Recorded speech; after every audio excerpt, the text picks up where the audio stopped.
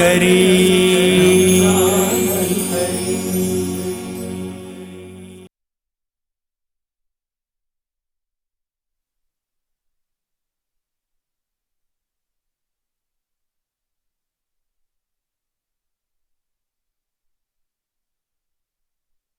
ناظرین کرام، السلام علیکم ورحمۃ اللہ وبرکاتہ۔ ناظرین کرام، آپ دیکھ رہے ہیں میٹرو ون ٹی وی کی خصوصی سحری نشریات نور سحر، اور میں ہوں آپ کا میزبان ڈاکٹر جمیل راٹھور، اور اپنے تمام دیکھنے والوں کو صمیم قلب سے سلام پیش کرتا ہوں۔ السلام علیکم ورحمۃ اللہ وبرکاتہ۔ ناظرین کرام، دنیا میں ابتدا سے لے کر آج تک لاکھوں کی تعداد میں حکمراں آئے، کوئی جمہوریت کے نام پر، کوئی آمریت کے نام پر، کوئی ملوکیت کے نام پر، اور کوئی بادشاہت و شہنشاہیت کے نام پر لوگوں کے گردنوں پر حکومتیں کرتے رہے، اور کسی نے عدل و انصاف کے نام پر بھی حکومت کی، لیکن دنیا کی تاریخ عدل و انصاف لکھنے سے قاصر رہی۔ آئیے میں آپ کو ایک ایسی داستان کی طرف لے چلتا ہوں، ایسی عظیم شخصیت کی طرف لے چلتا ہوں، اور ایک ایسے خطۂ ارضی کی طرف لے چلتا ہوں کہ جہاں سے عدالت ہو، امانت ہو، انصاف ہو، مساوات ہو، برابری ہو، شجاعت ہو، شہامت ہو، جہاں سے عبادت ہو، تعلیمات ہو، جہاں پر دنیا کی کوئی بھی فیکلٹی ہو، تعلیم ہو، رشد و ہدایت ہو، اسی خطۂ ارضی سے پھوٹ پھوٹ کر چار دانگ عالم آج روشن اور منور ہو رہی ہے۔ مدینہ منورہ، پہلی اسلامک ویلفیئر اسٹیٹ۔ تاریخ سے میں نے پوچھا ہے کوئی تاریخ کے اوراق کے سینوں پر ایسی عظیم ریاست؟ تو جواب نہیں آتا، نہیں ایسی دوسری مثال نہیں۔ پھر میں نے چشم فلک سے پوچھا ایسی ہے کوئی ایگزامپل؟ تو آنسر از ویری لاؤڈ، نو۔ یقینی طور پر پہلی ریاست، اور ریاست کے سربراہ مملکت کا عالم یہ ہے کہ ایک طرف ریاست کے سربراہ ہیں، دوسری طرف اللہ کے نبی، اور ان کے ماننے والے، ان کی رعایا ان کے ایک اشارہ ابرو پر اپنی جانیں قربان کرنے کے لیے تیار ہیں۔ وہ اشارہ کرے تو کہتے بلوغ غمدام، قیصر و کسریٰ 313 ہیں لیکن جنگ چھڑنے کے لیے تیار ہیں۔ وہ کہیں تو سمندر میں کودنے کے لیے تیار ہیں، جانیں دینے کے لیے تیار ہیں۔ لیکن سربراہ مملکت کی سادگی کا یہ عالم ہے کہ نہ کوئی محل ہے، نہ کوئی محل سرا ہے، نہ کوئی عظیم الشان سیکریٹریٹ ہے، نہ کوئی پرشکو عمارت ہے، نہ کوئی تخت ہے، نہ تاج ہے، نہ کراؤن ہے، نہ پیلس ہے، نہ کوئی تھرون ہے، نہ کوئی ریڈ کارپیٹس ہے۔ وہاں پر کیا ہے؟ ایک چھوٹی سی مسجد، بس۔ اس چھوٹی سی مسجد میں اذانوں کا وقت، نمازوں کا وقت ہوتا ہے، رکوع و سجود سے اپنی جبینوں کو سجایا جا رہا ہے۔ نماز کے اوقات ختم ہوتے اسی سے متصل ایک چھوٹا سا پلیٹ فارم، دنیا کے بہترین students, ever the best student were getting the education from the best teacher محمد عربی صلی اللہ علیہ وسلم۔ تو وہاں پر پڑھنے والے بہترین اسٹوڈنٹس، پڑھانے والا سربراہ مملکت جو معلم کائنات۔ پھر وہی مسجد تھوڑی دیر کے ہوتی ہے تو سپریم کورٹ بن جاتی ہے۔ اس کے سپریم جج کون ہیں؟ وہی سربراہ مملکت۔ اپنے ہوں بیگانے ہو، انہیں پتا ہے کہ انصاف یہیں سے ملے گا، اسی کورٹ سے ملے گا، دنیا کی بہترین سپریم کورٹ۔ وہی مسجد اسٹیٹ گیسٹ ہاؤس ہے، وفود آ رہے ہیں، مہمان آ رہے ہیں، اسی اینٹ کی، کچی اینٹوں کی بنی ہوئی مسجد میں وہ آ کر رک رہے ہیں، اور انتظام منتظم کون ہے؟ وہی سربراہ مملکت۔ بیت المال بھی وہی ہے، گویا اس ریاست کا اسٹیٹ بینک وہی مسجد اور وہی سربراہ مملکت۔ اور پھر فوجی فیصلے ہو رہے ہیں، وار اسٹریٹجی ڈسکس کی جا رہی ہے، سپریم جرنیل کون ہے؟ وہی سربراہ مملکت۔ وزارت داخلہ ہو، کون سربراہ؟ وہی سربراہ مملکت۔ وزارت خارجہ، وفود آ رہے ہیں، وہی سربراہ مملکت۔ چھوٹی سی مسجد لیکن پوری دنیا کے لیے مینارہ ہدایت بنتی ہوئی آ رہی ہے، نظر آ رہی ہے۔ تو ناظرین کرام، کیا وہاں سربراہ مملکت جب سب کچھ خود ہی افعال انجام دے رہے ہیں تو کیا وہ بہت بڑا تخت ہے؟ کہ ہیرے جواہرات سے جڑی ہوئی کوئی کرسی ہے عظیم الشان؟ نہیں، وہاں پر تو ایک چٹائی ہے، سربراہ مملکت اس چٹائی پر بیٹھا ہے، وہاں پر ان کی پوشاک کوئی ہیرے اور جواہرات سے جڑی ہوئی نہیں ہے، اس پوشاک پر جا بجا پیوند لگے ہیں، 2 چادریں ہیں وہاں پر تو، اور کوئی بہت بڑا محل نہیں، ایک چھوٹا سا کمرہ جس میں 2 چارپائی، اور اس کمرے کے اندر بھی جگہ جگہ سوراخ، کپڑے ٹھونس ٹھونس کر سوراخ بند کیے جا رہے ہیں۔ وہاں پر کوئی میس، وہاں پر کوئی ڈائننگ ہال، وہاں پر کوئی کک، کٹلری، انواع اقسام کے کھانے کچھ نہیں ہے، جو کی روٹی ہے، یا کبھی کھجور ہے، یا کبھی پانی پی کر گزارا کیا جا رہا ہے۔ مال غنیمت آ رہے ہیں، فتوحات مل رہی ہے، لیکن عالم یہ ہے کہ سربراہ مملکت ایک بان کی بنی ہوئی چارپائی پر آرام فرما ہے، ایک چادر ہے، ایک مشکیزہ ہے، ایک پیالہ ہے، بس یہی کل متاع ضرورت ہے۔ اللہ اکبر، جس کے قبضے میں ساری خدائی ہے، اس کا بچھونا فقط چٹائی ہے۔ اتنی عظیم ریاست کیسے بنی؟ سربراہ مملکت آرام فرما ہے۔ حضرت عمر رضی اللہ تعالی عنہ دروازہ کھٹکھٹاتے ہیں، رسول مکرم صلی اللہ علیہ وسلم مدینہ منورہ کے والی، ہیڈ آف دا اسٹیٹ۔ مدینہ کی ریاست ایسے نہیں بنتی، ہیڈ آف اسٹیٹ ایسا ہو تب بنتی ہے۔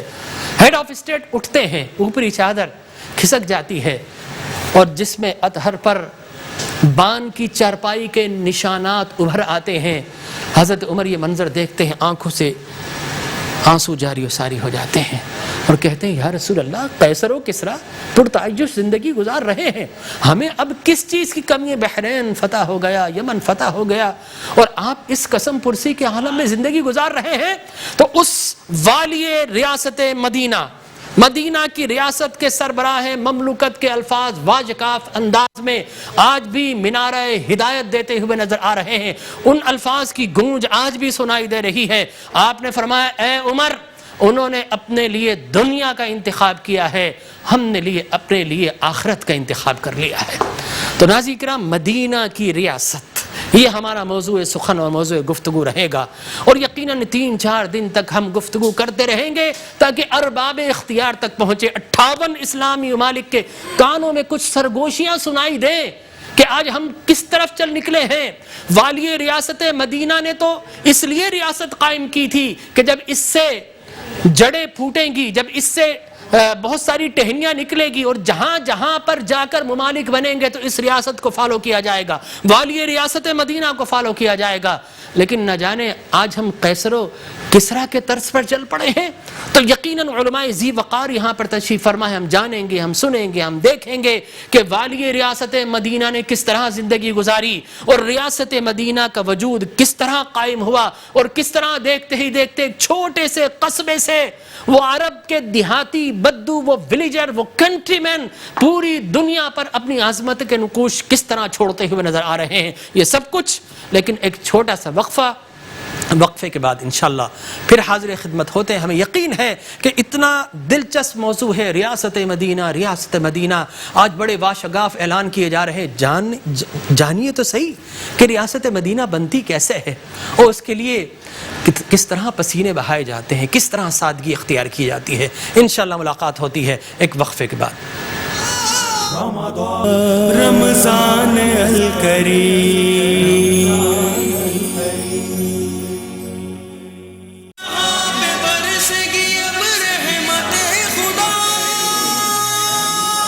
محترم مکرم ناظرین کرام، السلام علیکم ورحمۃ اللہ وبرکاتہ۔ ناظرین، آپ اپنی ہی بزم، اپنی ہی محفل نور سحر کو دیکھنے کی سعادت حاصل کر رہے ہیں، اور میٹرو ون ٹی وی نے ایک خوبصورت سی محفل سجائی ہے، اور مقصد اور غرض و غایت یہ ہے کہ گھر گھر میں اسلام کا پیغام پہنچے، عشق مصطفیٰ کی شمع فروزہ ہوں، اور اسلامی تعلیمات کا پرچم اتنا بلند ہو کہ ہوا جب اس سے ٹکرا کر اطراف و اکناف میں جائے تو پورا عالم تعلیمات مصطفیٰ سے روشن و منور ہو جائے۔ یقینی طور پر یہ دعویٰ تو بہت بڑا ہے، لیکن کوشش ضرور کرنی چاہیے. اپنے ڈومین میں رہتے ہوئے کوشش کر رہے ہیں اور آپ سے دعا کرتے ہیں کہ آپ ہمارے لیے دعا، آپ سے درخواست کرتے ہیں ہمارے لیے دعا کیجیے. اور اب فارملی میں اپنی اس محفل کا آغاز کرنے جا رہا ہوں، اس لیے کہ میرے ہر کام کی عمر بڑھتی ہے جب بھی کرتا ہوں ابتدا اللہ کے قرآن سے. تو آئیے تلاوت قرآن مجید برہان رشید سے آغاز کرتے ہیں. ہمارے انتہائی محترم مکرم قاری المقری حافظ القاری زین العابدین صاحب، جن کی بڑی تعریف و توصیف ہم نے سنی ہے اور یقیناً جب پڑھیں گے تو اظہار بھی ہوگا. دارالعلوم امجدیہ بہترین تعلیمی درس کا ان سے ان کا تعلق، اور یقینی طور پر ہم درخواست کریں گے انتہائی ادب سے، انتہائی احترام سے کہ تلاوت قرآن مجید برہان رشید سے ہمارے قلوب و اذہان کو روشن منور فرمائے. قاری زین العابدین. اعوذ باللہ من الشیطان الرجیم.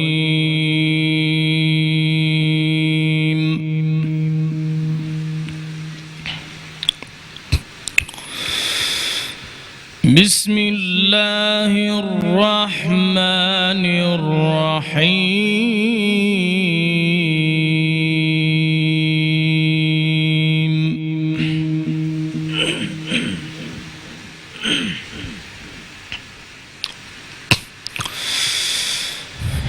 لا أقسم بهذا البلد وأنت حل بهذا البلد ووالد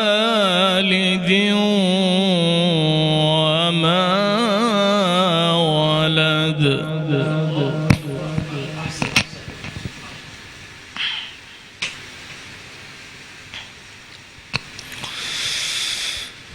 ووالد وما ولد لقد خلقنا الإنسان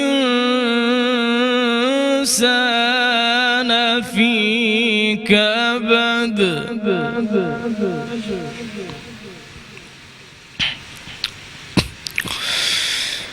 أيحسب أن لن يقدر عليه أحد، يقول أهلكت مالا لبدا.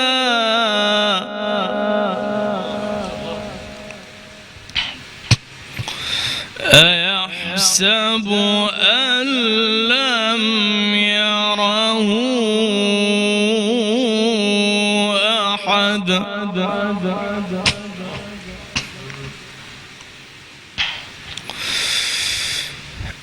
ألم نجعل له عينين ولسانا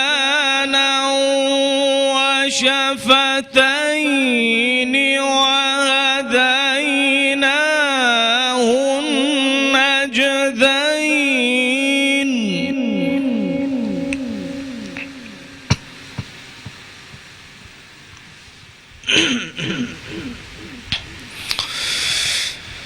ألم نجعل له عينين ولسانا وشفتين وهديناه النجدين.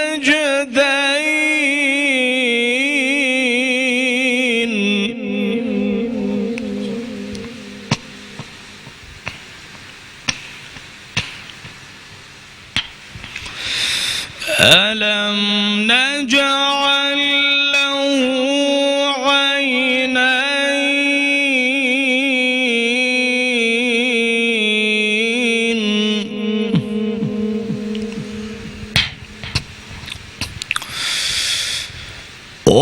ولسانا وشفتين وهديناه النجدين.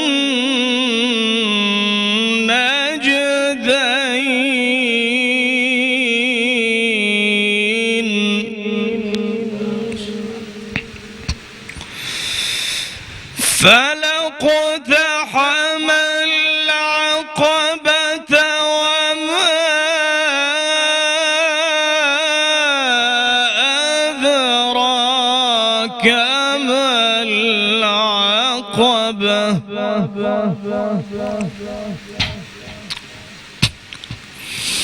ألم نجعل له عينين ولسانا وشفتين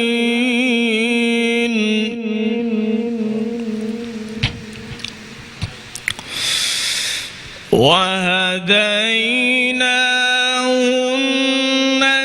النجدين فلاقتحم العقبة وما أدراك ما العقبة فك رقبة فك رقبة أو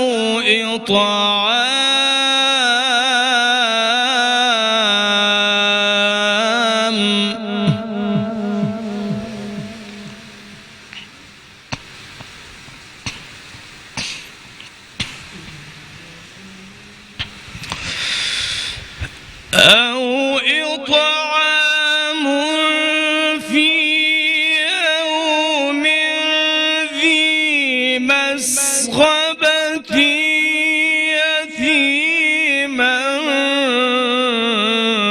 ذا مقربة أو مسكينا ذا متربة أو مسكينا ذا متربة ثم كان من الذين آمنوا وتواصوا بالصبر وتواصوا بالمرحمة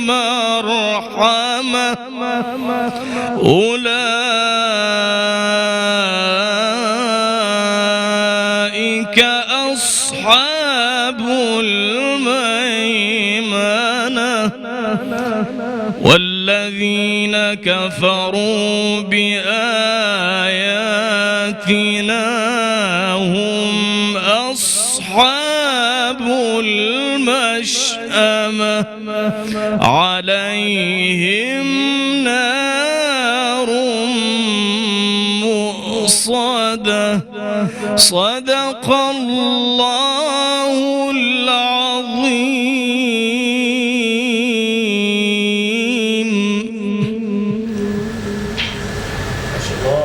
اللہ کے نام سے شروع جو نہایت میں رحمت والا ہے. مجھے اس شہر کی قسم جب کہ تم اس شہر میں تشریف فرما ہو اور باپ کی قسم اور اس کی اولاد کی یقیناً بے شک ہم نے آدمی کو مشقت میں پیدا کیا. کیا آدمی یہ سمجھتا ہے کہ ہرگز اس پر کوئی قدرت نہیں پائے گا؟ کہتا ہے کہ میں نے ڈھیروں مال ختم کر دیا. کیا آدمی یہ سمجھتا ہے کہ اسے کسی نے نہ دیکھا؟ کیا ہم نے اس کی 2 آنکھیں نہ بنائیں اور 1 زبان اور 2 ہونٹ اور ہم نے اسے 2 راستے دکھائے؟ پھر بغیر سوچے سمجھے کیوں نہ گھاٹی میں کود پڑا؟ اور تجھے کیا معلوم کہ وہ گھاٹی کیا ہے؟ کسی بندے کی گردن چھڑانا یا بھوک کے دن میں کھانا دینا، رشتہ دار یتیم کو یا خاک نشین مسکین کو. پھر یہ ان میں سے ہو جو ایمان لائے اور انہوں نے آپس میں صبر کی نصیحتیں کی اور آپس میں مہربانی کی تاکیدیں کی. یہی لوگ دائیں طرف والے ہیں. اور جنہوں نے ہماری آیتوں کے ساتھ کفر کیا وہی بائیں طرف والے ہیں. ان پر ہر طرف سے بند کی ہوئی آگ ہوگی. محترم مکرم ناظرین کرام، یہ تھے محترم قاری زین العابدین صاحب جو انتہائی خوش الحانی کے ساتھ تلاوت قرآن مجید برہان رشید کرنے کی سعادت حاصل کر رہے تھے. باقاعدہ اپنی محفل کا آغاز کرنے کے بعد میں حضرات علماء کرام کی طرف جاتا ہوں. ہمارے درمیان موجود ہے حسب سابق اور حسب دستور اس محفل کا دستور، اس محفل کی روایات کہ ہم شروع کرتے ہیں قاری پروفیسر غلام محی الدین صاحب زیدہ مجدہ الکریم، جو کہ بصیرت اسکولنگ سسٹم کے روح رواں ہیں. میں آپ کو خوش آمدید کہتا ہوں. السلام علیکم ورحمۃ اللہ. السلام ورحمۃ اللہ وبرکاتہ. اور انہی کے ساتھ ماشاءاللہ مولانا علامہ عبد القادر ہزاروی صاحب تشریف فرما ہے. میں آپ کا بھی صمیم قلب سے شکریہ ادا کرتا ہوں تشریف آوری پر، اور سلام پیش کرتا ہوں. السلام علیکم ورحمۃ اللہ. وعلیکم السلام ورحمۃ اللہ وبرکاتہ. جزاکم اللہ خیرا. آپ دونوں حضرات سے سوال ہے مفتی صاحب، آپ سے ابتدا، کہ آج کل ریاست مدینہ کی بار بار بات کی جاتی ہے، اور یقین کیجئے میں دل سے کہہ رہا ہوں جب بھی ریاست مدینہ کی بات کی جاتی دل کو سکون ملتا ہے، قرار ملتا ہے کہ شاید ریاست مدینہ ابھی بننے والی ہے. ایک ہوپ، ایک امید جگائی جاتی ہے کہ ریاست مدینہ بننے والی ہے، بننے والی ہے، بننے والی ہے. لیکن ریاست مدینہ بنانے کے لیے پہلی اینٹ رکھنا ضروری ہوتی ہے. وہ اینٹ آج تک نظر نہیں آ رہی. اور ریاست مدینہ بنانے کے لیے میرا یقین ہے، ایمان ہے، والی ریاست مدینہ کا عشق سبحان اللہ جب تک دل میں نہ آئے واہ واہ ریاست مدینہ نہیں بن سکتی. واہ واہ واہ. بلکہ اپنے دل کو مدینہ بنا لو، ریاست مدینہ بن جائے گی. کیا بات تو ہے. آپ کیا فرمائیں گے اس کے متعلق؟ الحمد للہ الذی لم یزل عالما حیا قیوما سمیعا بصیرا والصلاة والسلام علی رسولہ ارسلہ بالحق بشیرا ونذیرا وعلی آلہ واصحابہ کثیرا کثیرا. اما بعد فاعوذ باللہ من الشیطان الرجیم. بسم اللہ الرحمن الرحیم. اللہم صلی علی سیدنا و مولانا محمد وعلی آل محمد وبارک وسلم. تمام محامد و محاسن و مکارم صرف اور صرف اللہ وحدہ لا شریک کے لیے ہے، اور اس کے پیارے حبیب لبیب صاحب خوش خصال پیکر حسن و جمال دافع رنج و ملال رسول بے مثال بی بی آمنہ کے لال ہمارے اور آپ کے سردار دستگیر جہاں حامی بے کساں سرور سروراں تتیمہ دوراں شاہ خوباں شہن شاہ حسینہ نازش ارض و سماں سیاہ لامکاں سید انس و جاں امام الاولین و آخرین خاتم النبیین رب کے دلارے آمنہ کے پیارے ہمارے اور آپ کے سہارے سبحان اللہ، جنہیں کہتے ہیں محمد رسول اللہ صلی اللہ علیہ وسلم. سبحان اللہ. ان کے دربار گوہربار میں عقیدتوں کا، محبتوں کا نذرانہ بصورت درود و سلام عرض کرنے کے بعد ڈاکٹر صاحب چونکہ ہمارا یہ پروگرام کئی اقساط پر منقسم ہوگا انشاءاللہ، تو انشاءاللہ اس پر ہم جو ہے گفتگو کریں گے. تو ابتدائی حوالے سے جو ہے ہم سٹارٹ کریں گے کہ ریاست جو مدینہ ہے یہ اس کی ابتدا جو ہوئی تھی، ابتدا سے لے کر ریاست مدینہ کا جو عروج آیا تھا وہ دور فاروق اعظم تک آیا تھا. تو ہم ان تمام چیزوں کا احاطہ انشاءاللہ 3-4 جو ہے نشستوں کے اندر کریں گے. اس ایرا کے اندر جو موجودہ ایرا ہے، جو موجودہ جو پیریڈ چل رہا ہے، اس میں ریاست مدینہ کی صدائے بازگشت بہت زیادہ سنائی دی گئی. اب معاملہ یہ ہے کہ ریاست مدینہ کی بات کی جائے لیکن اس سسٹم، اس نظام کو نافذ نہ کیا جائے تو یقیناً پھر اس کا سائیڈ افیکٹ بھی آ سکتا ہے. اس کو میں ایک مثال کے ذریعے سمجھانا چاہوں گا کہ ایک شراب کی بوتل کے اوپر آپ انگور کا شیرہ لیبل پہ لگا کر بیچنا چاہیں گے تو اندر کی ماہیت کبھی بھی بدل نہیں سکتی ہے. واہ واہ واہ، کیا خوبصورت ایگزامپل ہے. تو اگر کوئی شخص یہ کہتا ہے، کوئی حکومت یہ کہتی ہے، کوئی نظام یہ کہتا ہے کہ یہ ریاست مدینہ ہے، لیبل تو آپ نے ریاست مدینہ کا لگایا، تو اس کے پیچھے جو نظام ہے کیا وہ نظام بھی ریاست مدینہ کو فالو کر رہا ہے یا نہیں کر رہا ہے؟ بے شک. واہ. یہ ہمارا جو ہے موضوع رہے گا انشاءاللہ. ہم اس پہ بات اور والی ریاست مدینہ کے دائیں طرف ابو بکر صدیق، بائیں طرف جناب فاروق اعظم، اور کبھی سامنے مولا علی، اور کبھی آپ کے ہم رکاب ذوالنورین. کیا کہنے تو والی ریاست مدینہ کے اطراف و اکناف میں لوگ بھی تو دیکھیے نا. جی، تو اب یہ بھی ساری چیزیں ڈیبیٹیبل ہیں کہ جو ہے جو ہمارے وزیر اعظم صاحب کو یہ ویسے کریڈٹ جاتا ہے کہ انہوں نے جو ہے جرأت مندانہ اقدام کرتے ہوئے یہ الفاظ کہہ تو دیا ہے.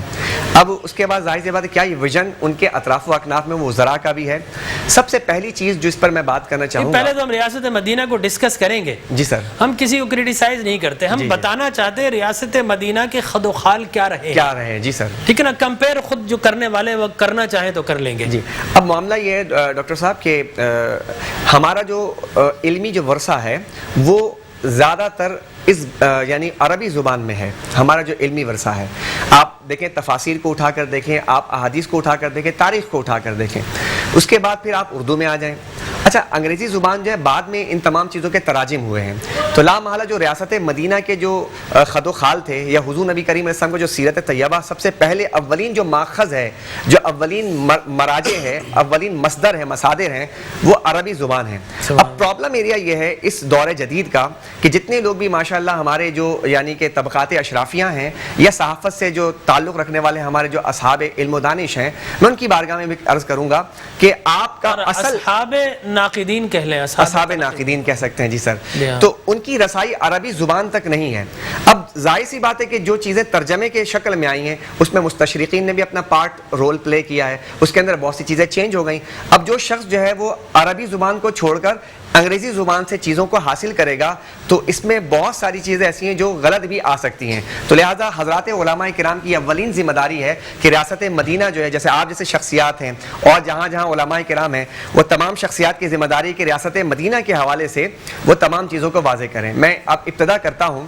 ریاست مدینہ جو ہے، یہ مدینہ منورہ کی جو بنیاد ہے، یہ مدینہ منورہ رسول اللہ کیوں گئے؟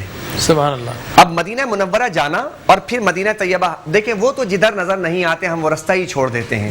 کعبہ بنتا ہے اس طرف، ریاض وہ جدھر موڑ لیتے ہیں. سبحان اللہ. ہمارا تو سب کچھ جو ہے وہ مدینہ ہے. حضور علیہ الصلوۃ والسلام ہجرت کی طرف، حبشہ کی طرف ہجرت فرما لیتے ہیں تو ہمارا مدینہ وہی بن جاتا.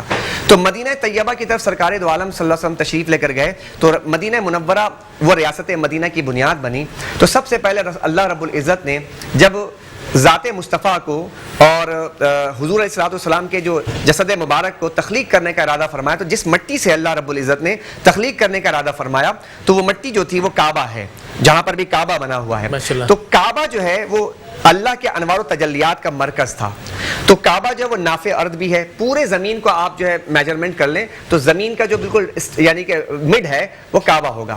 تو وہ جگہ جہاں پر اللہ کے رسول صلی اللہ علیہ وسلم کا جو خمیر تھا وہ موجود تھا، لیکن طوفان نوح میں وہ مٹی وہاں سے اٹھا کر منتقل کر دی گئی مدینہ منورہ. اچھا میں آپ کو یہاں پر روکوں گا اس لیے کہ ہمارا آج کا موضوع گفتگو میں خیال میں رسول اللہ کی سادگی، ٹھیک ہے سر، ٹھیک ہے نا، یہ ہونا چاہیے. تو میں عبدالخالق صاحب، عبدالقادر ہزاروی صاحب آپ سے درخواست کروں گا کہ رسول مکرم صلی اللہ علیہ وسلم، جس طرح میں نے تمہیداً ابھی کچھ دیر پہلے عرض و معروض پیش کی تھی، اس میں رسول مکرم صلی اللہ علیہ وسلم کی حیات مقدسہ کے وہ درخشاں پہلو جس کا آغاز سادگی سے ہوا ہے، میں چاہوں گا اس پر روشنی ڈالیے.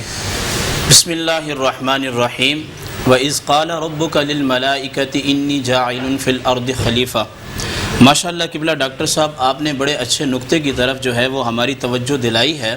سب سے پہلی بات یہ ہے کہ نبی کریم علیہ السلام کو 63 برس کی عمر اللہ نے عطا کی. 13 سال آپ نے مکہ شریف میں گزارے، 10 سال آپ نے مدینہ المنورہ میں گزارے، اور 10 سال کے اندر آپ نے ریاست مدینہ کی بنیاد رکھ دی.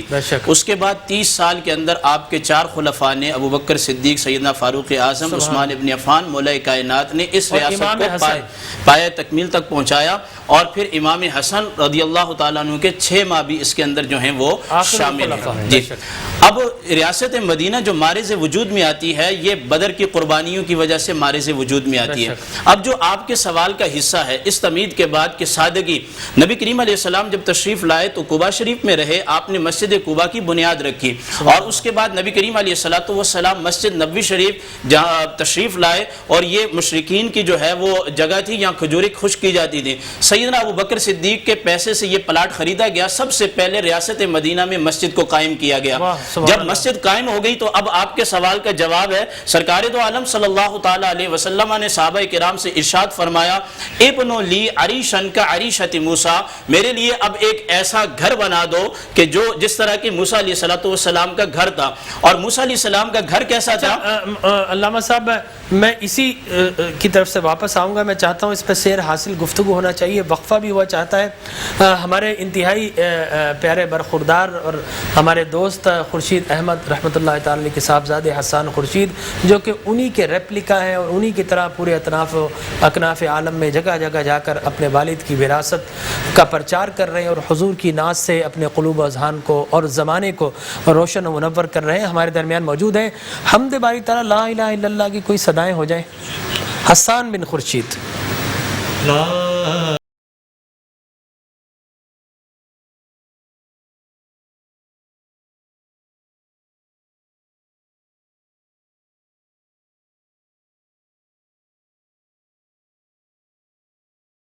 پوچھا کہ جنت کی کوئی قیمت ہے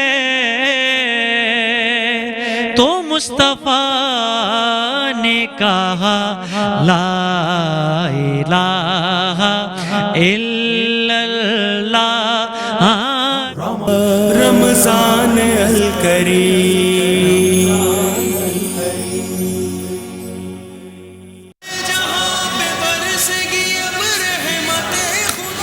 محترم ناظرین کرام، ایک مرتبہ پھر ویلکم بیک.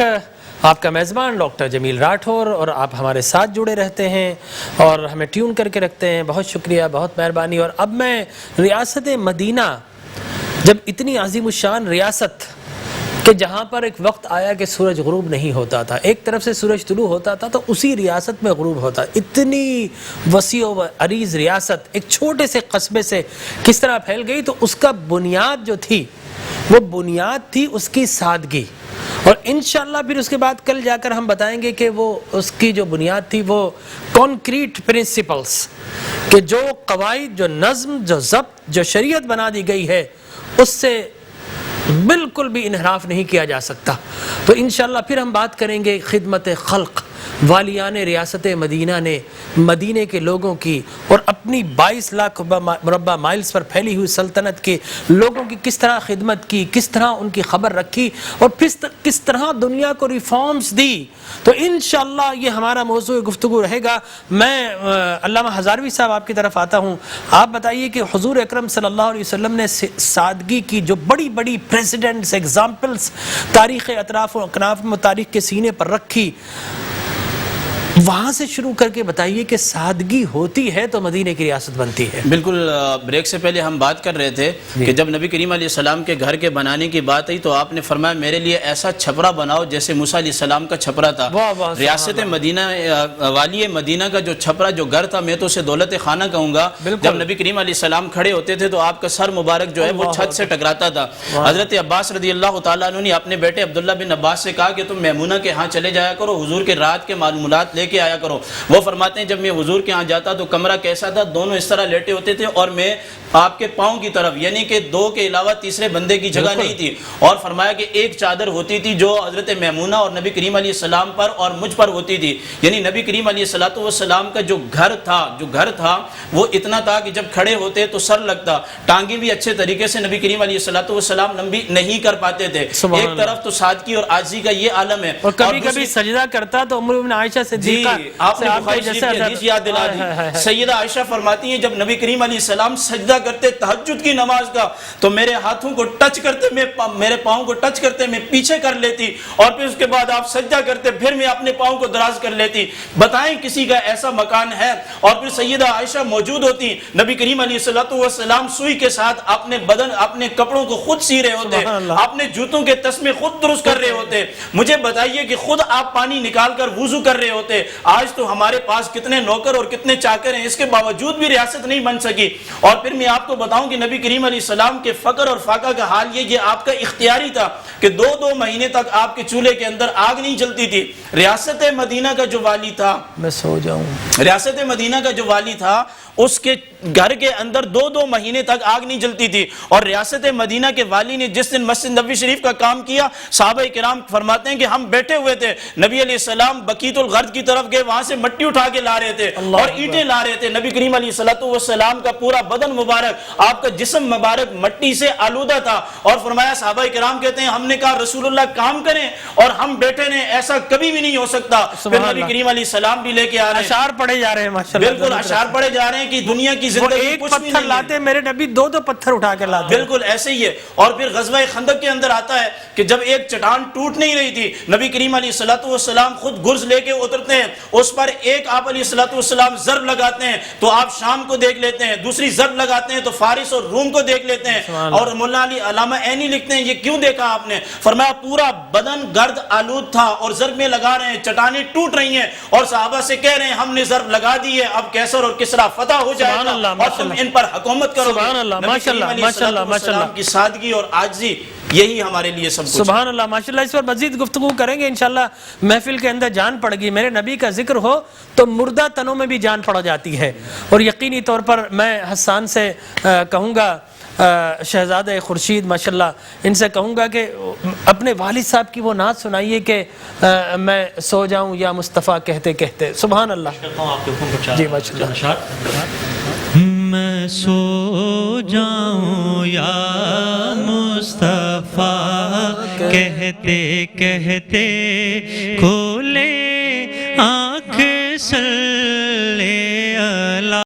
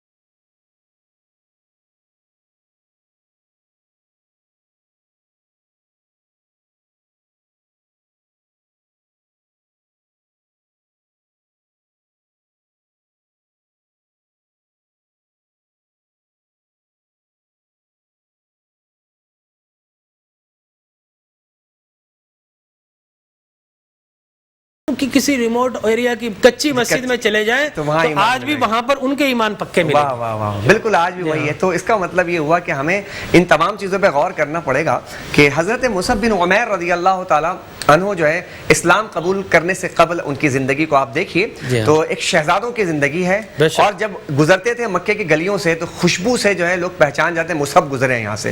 اسلام قبول کر لیتے ہیں، والدہ ان کی مشرکہ ہیں، انہوں نے سارے کپڑے چھین لیے، پیسے چھین لیے، دولت چھین لی، سارے فیسلٹیز چھین لی ان سے، حتیٰ کہ ان کو پورے کپڑے چھیننے کے بعد وہ لنگوٹ پہن کر رسول اللہ کے دربار میں آئے ہیں. سبحان اللہ. یہ ایک صفاتی رنگ تھا جو رسول پاک صلی اللہ علیہ وسلم کے اولین صحابہ کے اندر موجود تھا. میں عرض یہ کرنا چاہوں گا، دنیا کا لباس اتار دیا، جنت کا پہن لیا. سبحان اللہ و بحمدہ، کیا کہنے ہیں جناب. تو جب بیعت عقبہ اولا ہوئی اور اس میں جب ڈیمانڈ کی ہے مدینے والوں نے کہ ہمیں کوئی ایک بندہ دے دے جو معلم ہو، تو پہلا ایمبیسڈر جو ہے، پہلا معلم رسول پاک صلی اللہ علیہ وسلم جس کو انتخاب کیا ہے حضرت مصعب بن عمیر ہے. سبحان اللہ. مصعب بن عمیر جب مدینہ منورہ جاتے ہیں، ڈاکٹر صاحب یہ بہت قابل غور نکتہ ہے جو ہم سادگی کی بات کر رہے ہیں.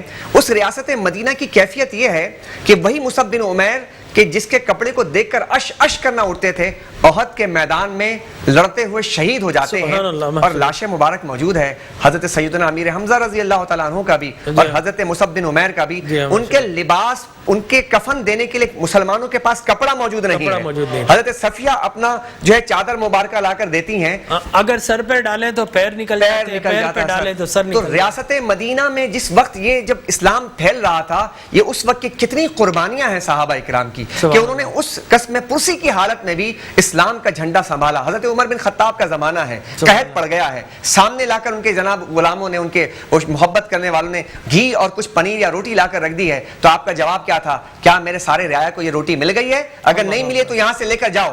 آج سوال یہ پیدا ہوتا ہے کہ آج لاک ڈاؤن کی کیفیت کے اندر، آج اس صورتحال کے اندر جو ریاست مدینہ کی بات کرنے والے ہیں، کیا وہ اپنے سیکریٹریٹ کے اندر جو ہے موجود بیٹھ کر کیا وہ یہ بات کہہ سکتے ہیں کہ اگر کیا جو مجھے کھانا مل رہا ہے، کیا جو مجھے پینا مل رہا ہے، جو مشروبات دی جا رہے ہیں، کیا پاکستان کے ایک ایک باسی کو مل گیا ہے، باشندگان پاکستان کو مل گیا؟ اگر ایسا نہیں ہے تو ریاست مدینہ کی بات نہیں کرنی چاہیے ہمیں.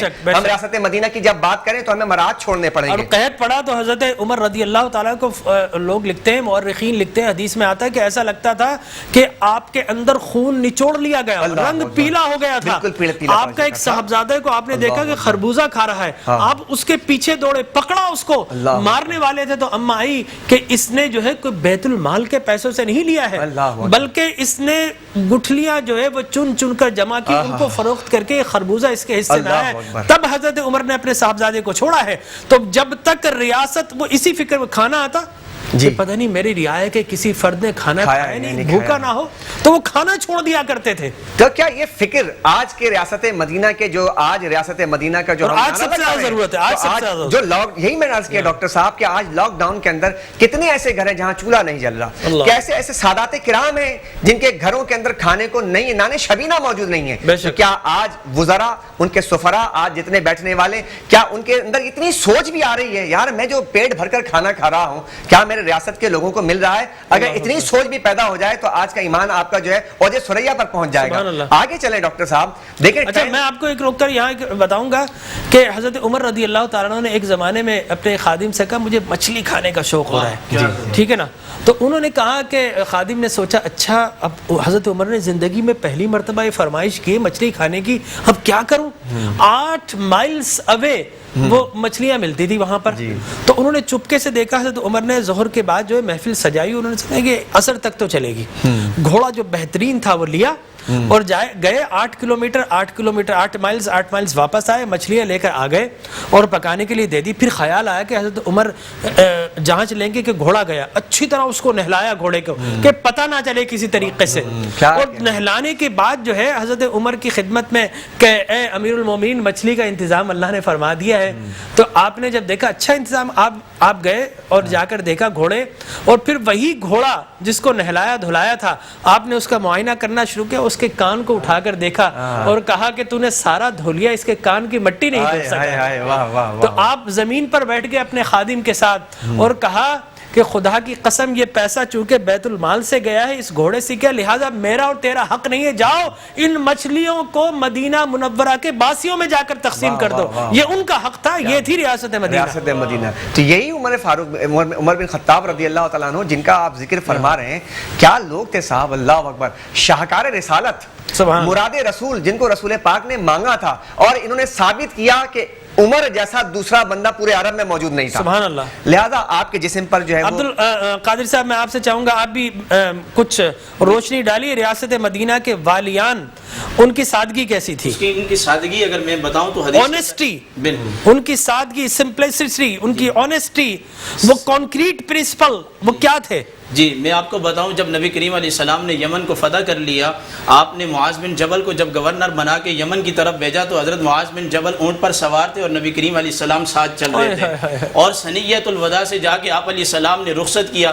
آپ اس حاکم وقت، اس والی مدینہ کا اندازہ لگائیں کہ جب اونٹ چل رہا ہوگا، گرد و نواح صحابہ ہوں گے، اور ایک غلام جس کو گورنر بنایا جا رہا ہے وہ اونٹ کی پشت پر ہے، اور نبی علیہ السلام چل رہے ہیں، کیا منظر ہوگا؟ پھر آپ علیہ السلام نے کیا فرمایا؟ معاذ اب تم ہماری قبر پر آؤ گے، اور آپ علیہ السلام نے 2-3 باتیں ارشاد فرمائی، ان میں سے ایک بات جو تھی بڑی عام ہے، وہ یہ نبی کریم علیہ السلام نے فرمایا ان کو اللہ کی طرف بلانا، اگر لے آئیں تو پھر نماز اور زکوٰۃ کا حکم دینا، ان کے غنیوں سے لینا فقراء پر، لیکن معاذ مظلوم کی آہ سے بچنا، کیونکہ مظلوم کی آہ اور اللہ کے درمیان کوئی بھی آڑ نہیں ہے، کوئی بھی حجاب نہیں ہے۔ جب کبھی بھی مظلوم کسی حکومت کے اندر آہ نکالتا ہے تو وہ جا کے اللہ کی بارگاہ میں پیش ہوتی ہے۔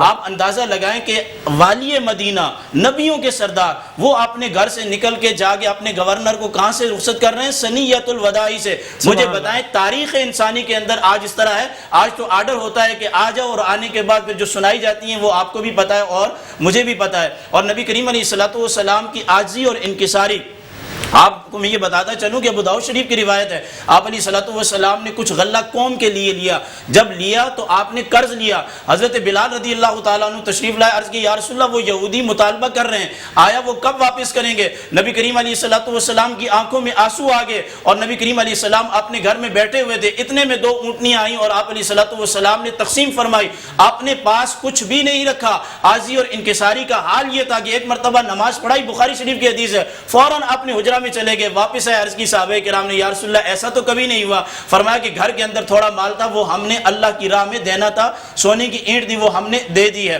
اور عاجزی اور انکساری کا یہ حال تھا کہ جب مال غنیمت آتا تھا اور مسجد نبوی شریف کے سین میں رکھا جاتا تھا، نبی کریم علیہ السلام خود مال کے پاس بیٹھ جاتے اور اپنے ہاتھوں سے جو ہے وہ مال کو تقسیم فرماتے تھے۔ اور ایک دن تو آپ بیٹھے ہوئے تھے فرش پر، آپ نے اپنے لیے کچھ نہیں رکھا، حضرت عباس سے فرمایا کہ بھرو سونے کی اینٹیں اور لے کے جاؤ، حضرت عباس نے اتنی بھر لی کہ اٹھا کے کندھے پہ نہیں رکھ سکتے تھے، عرض کی یا رسول اللہ، سب کو کہا کہ میرے کندھے پہ رکھ دو، سرکار نے فرمایا کوئی کندھے پہ نہ رکھے، عرض کی یا رسول اللہ آپ ہی رکھ دینا، فرمایا اتنا لے لو نا جتنا اٹھا سکتے ہو۔ انہوں نے آدھا نکالا، آدھا اپنی پشت پر اٹھا کے چلے گئے، اور نبی کریم علیہ السلام مسجد میں جو حدیث لے آیا ہوں استدلال کر رہا ہوں، مسجد نبوی کے سین میں بیٹھ کر آپ علیہ السلام بغیر چٹائی کے زمین پر بیٹھ کر اس مال کو تقسیم فرما رہے ہیں، یہ آپ کی عاجزی اور انکساری کا حال ہے۔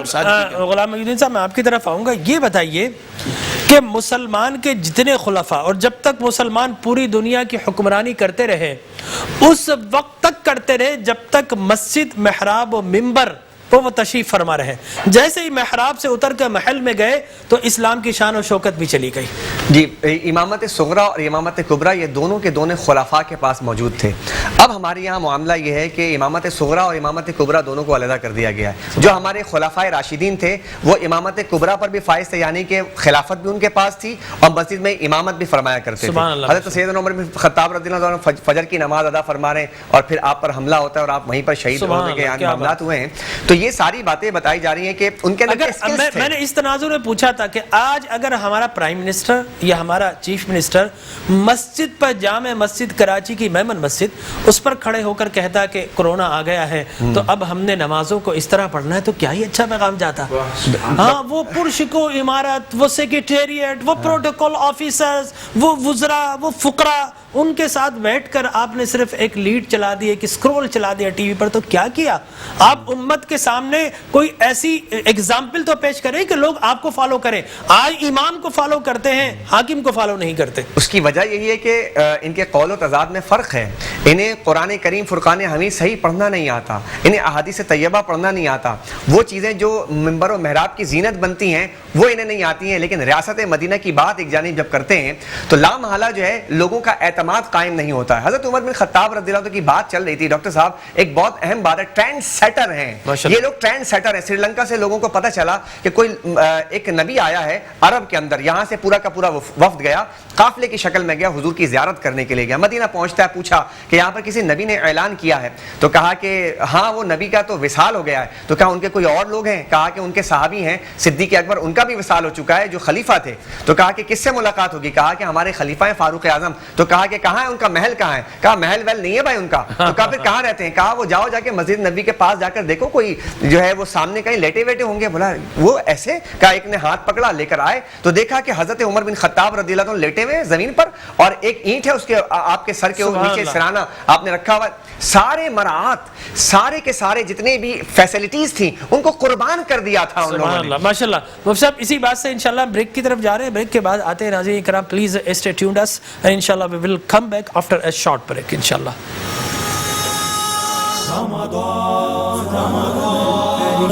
رمضان الکریم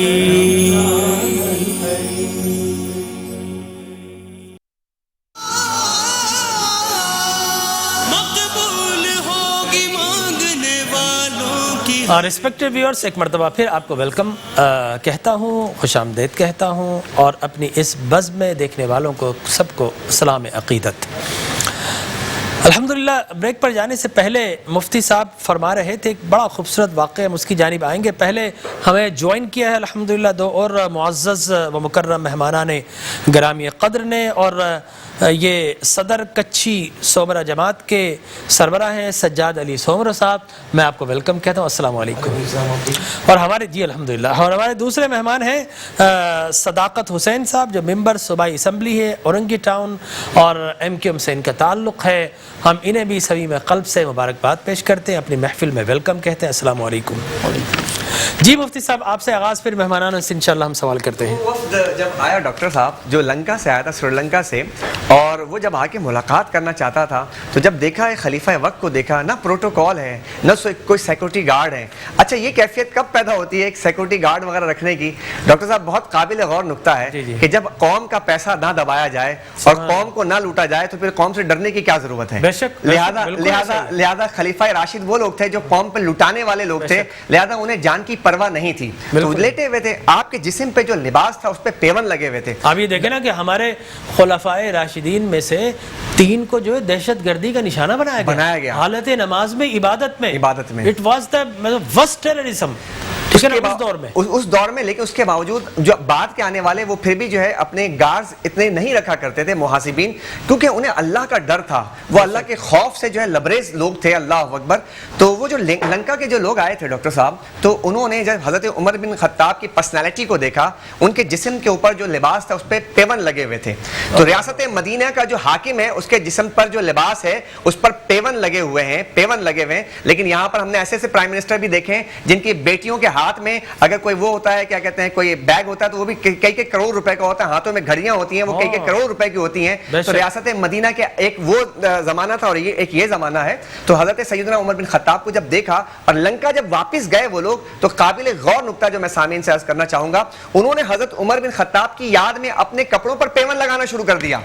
یہ ٹرینڈ سیٹر لوگ تھے, پوری دنیا کے اندر ایک میسج دینے والے لوگ تھے جو پوری دنیا کو سادگی کا پیغام دیا تھا. تو آج ہمیں ضرورت اس امر کی ہے کہ ہم مراعات کو چھوڑیں, ہم تمام فیسلٹیز کو چھوڑیں اور قوم کے ساتھ شانہ بشانہ چلنے کی کوشش کریں. ریاست مدینہ کہنا بہت آسان ہے لیکن اس پر عمل کرنا وہ بہت زیادہ مشکل کام ہے ڈاکٹر صاحب. مشقت ہے اور یہ نفس کو جو ہے گوارا نہیں ہے. صرف وربلی نہیں, پریکٹیکل سادہ بننا پڑے گا, سمپل بننا پڑے گا. تو بے شک اس میں کوئی شک نہیں, لیکن ہمارے ہاں تو المیہ یہ کہ برانڈڈ چیزیں ہوں صاحب. اجویر روڈ پر انگلینڈ میں, لنڈن میں جا کر شاپنگ کریں گے, بڑے بڑے جناب میں سٹورز کے نام نہیں لوں گا یہاں پر ساری چینز جو ہے وہاں پر جوس کی ہیں, اس کا مین ہٹن میں شاپنگ کریں گے, اور ٹرکی میں جائیں گے تو دکانیں کھلوا کر باقاعدہ بند دکانیں کھلوا کر پھر شاپنگ کی جائے گی. ہمارا تو آج معیار یہ ہے, تو کون فالو کرے گا؟ نبی کریم کو فالو کرنے والے میرے خیال میں صبح قیامت تک لوگ ملتے رہیں گے, لیکن یہاں پر فالو کرنے والے کون ہیں؟ گئی بات گئی, رات گئی بات گئی.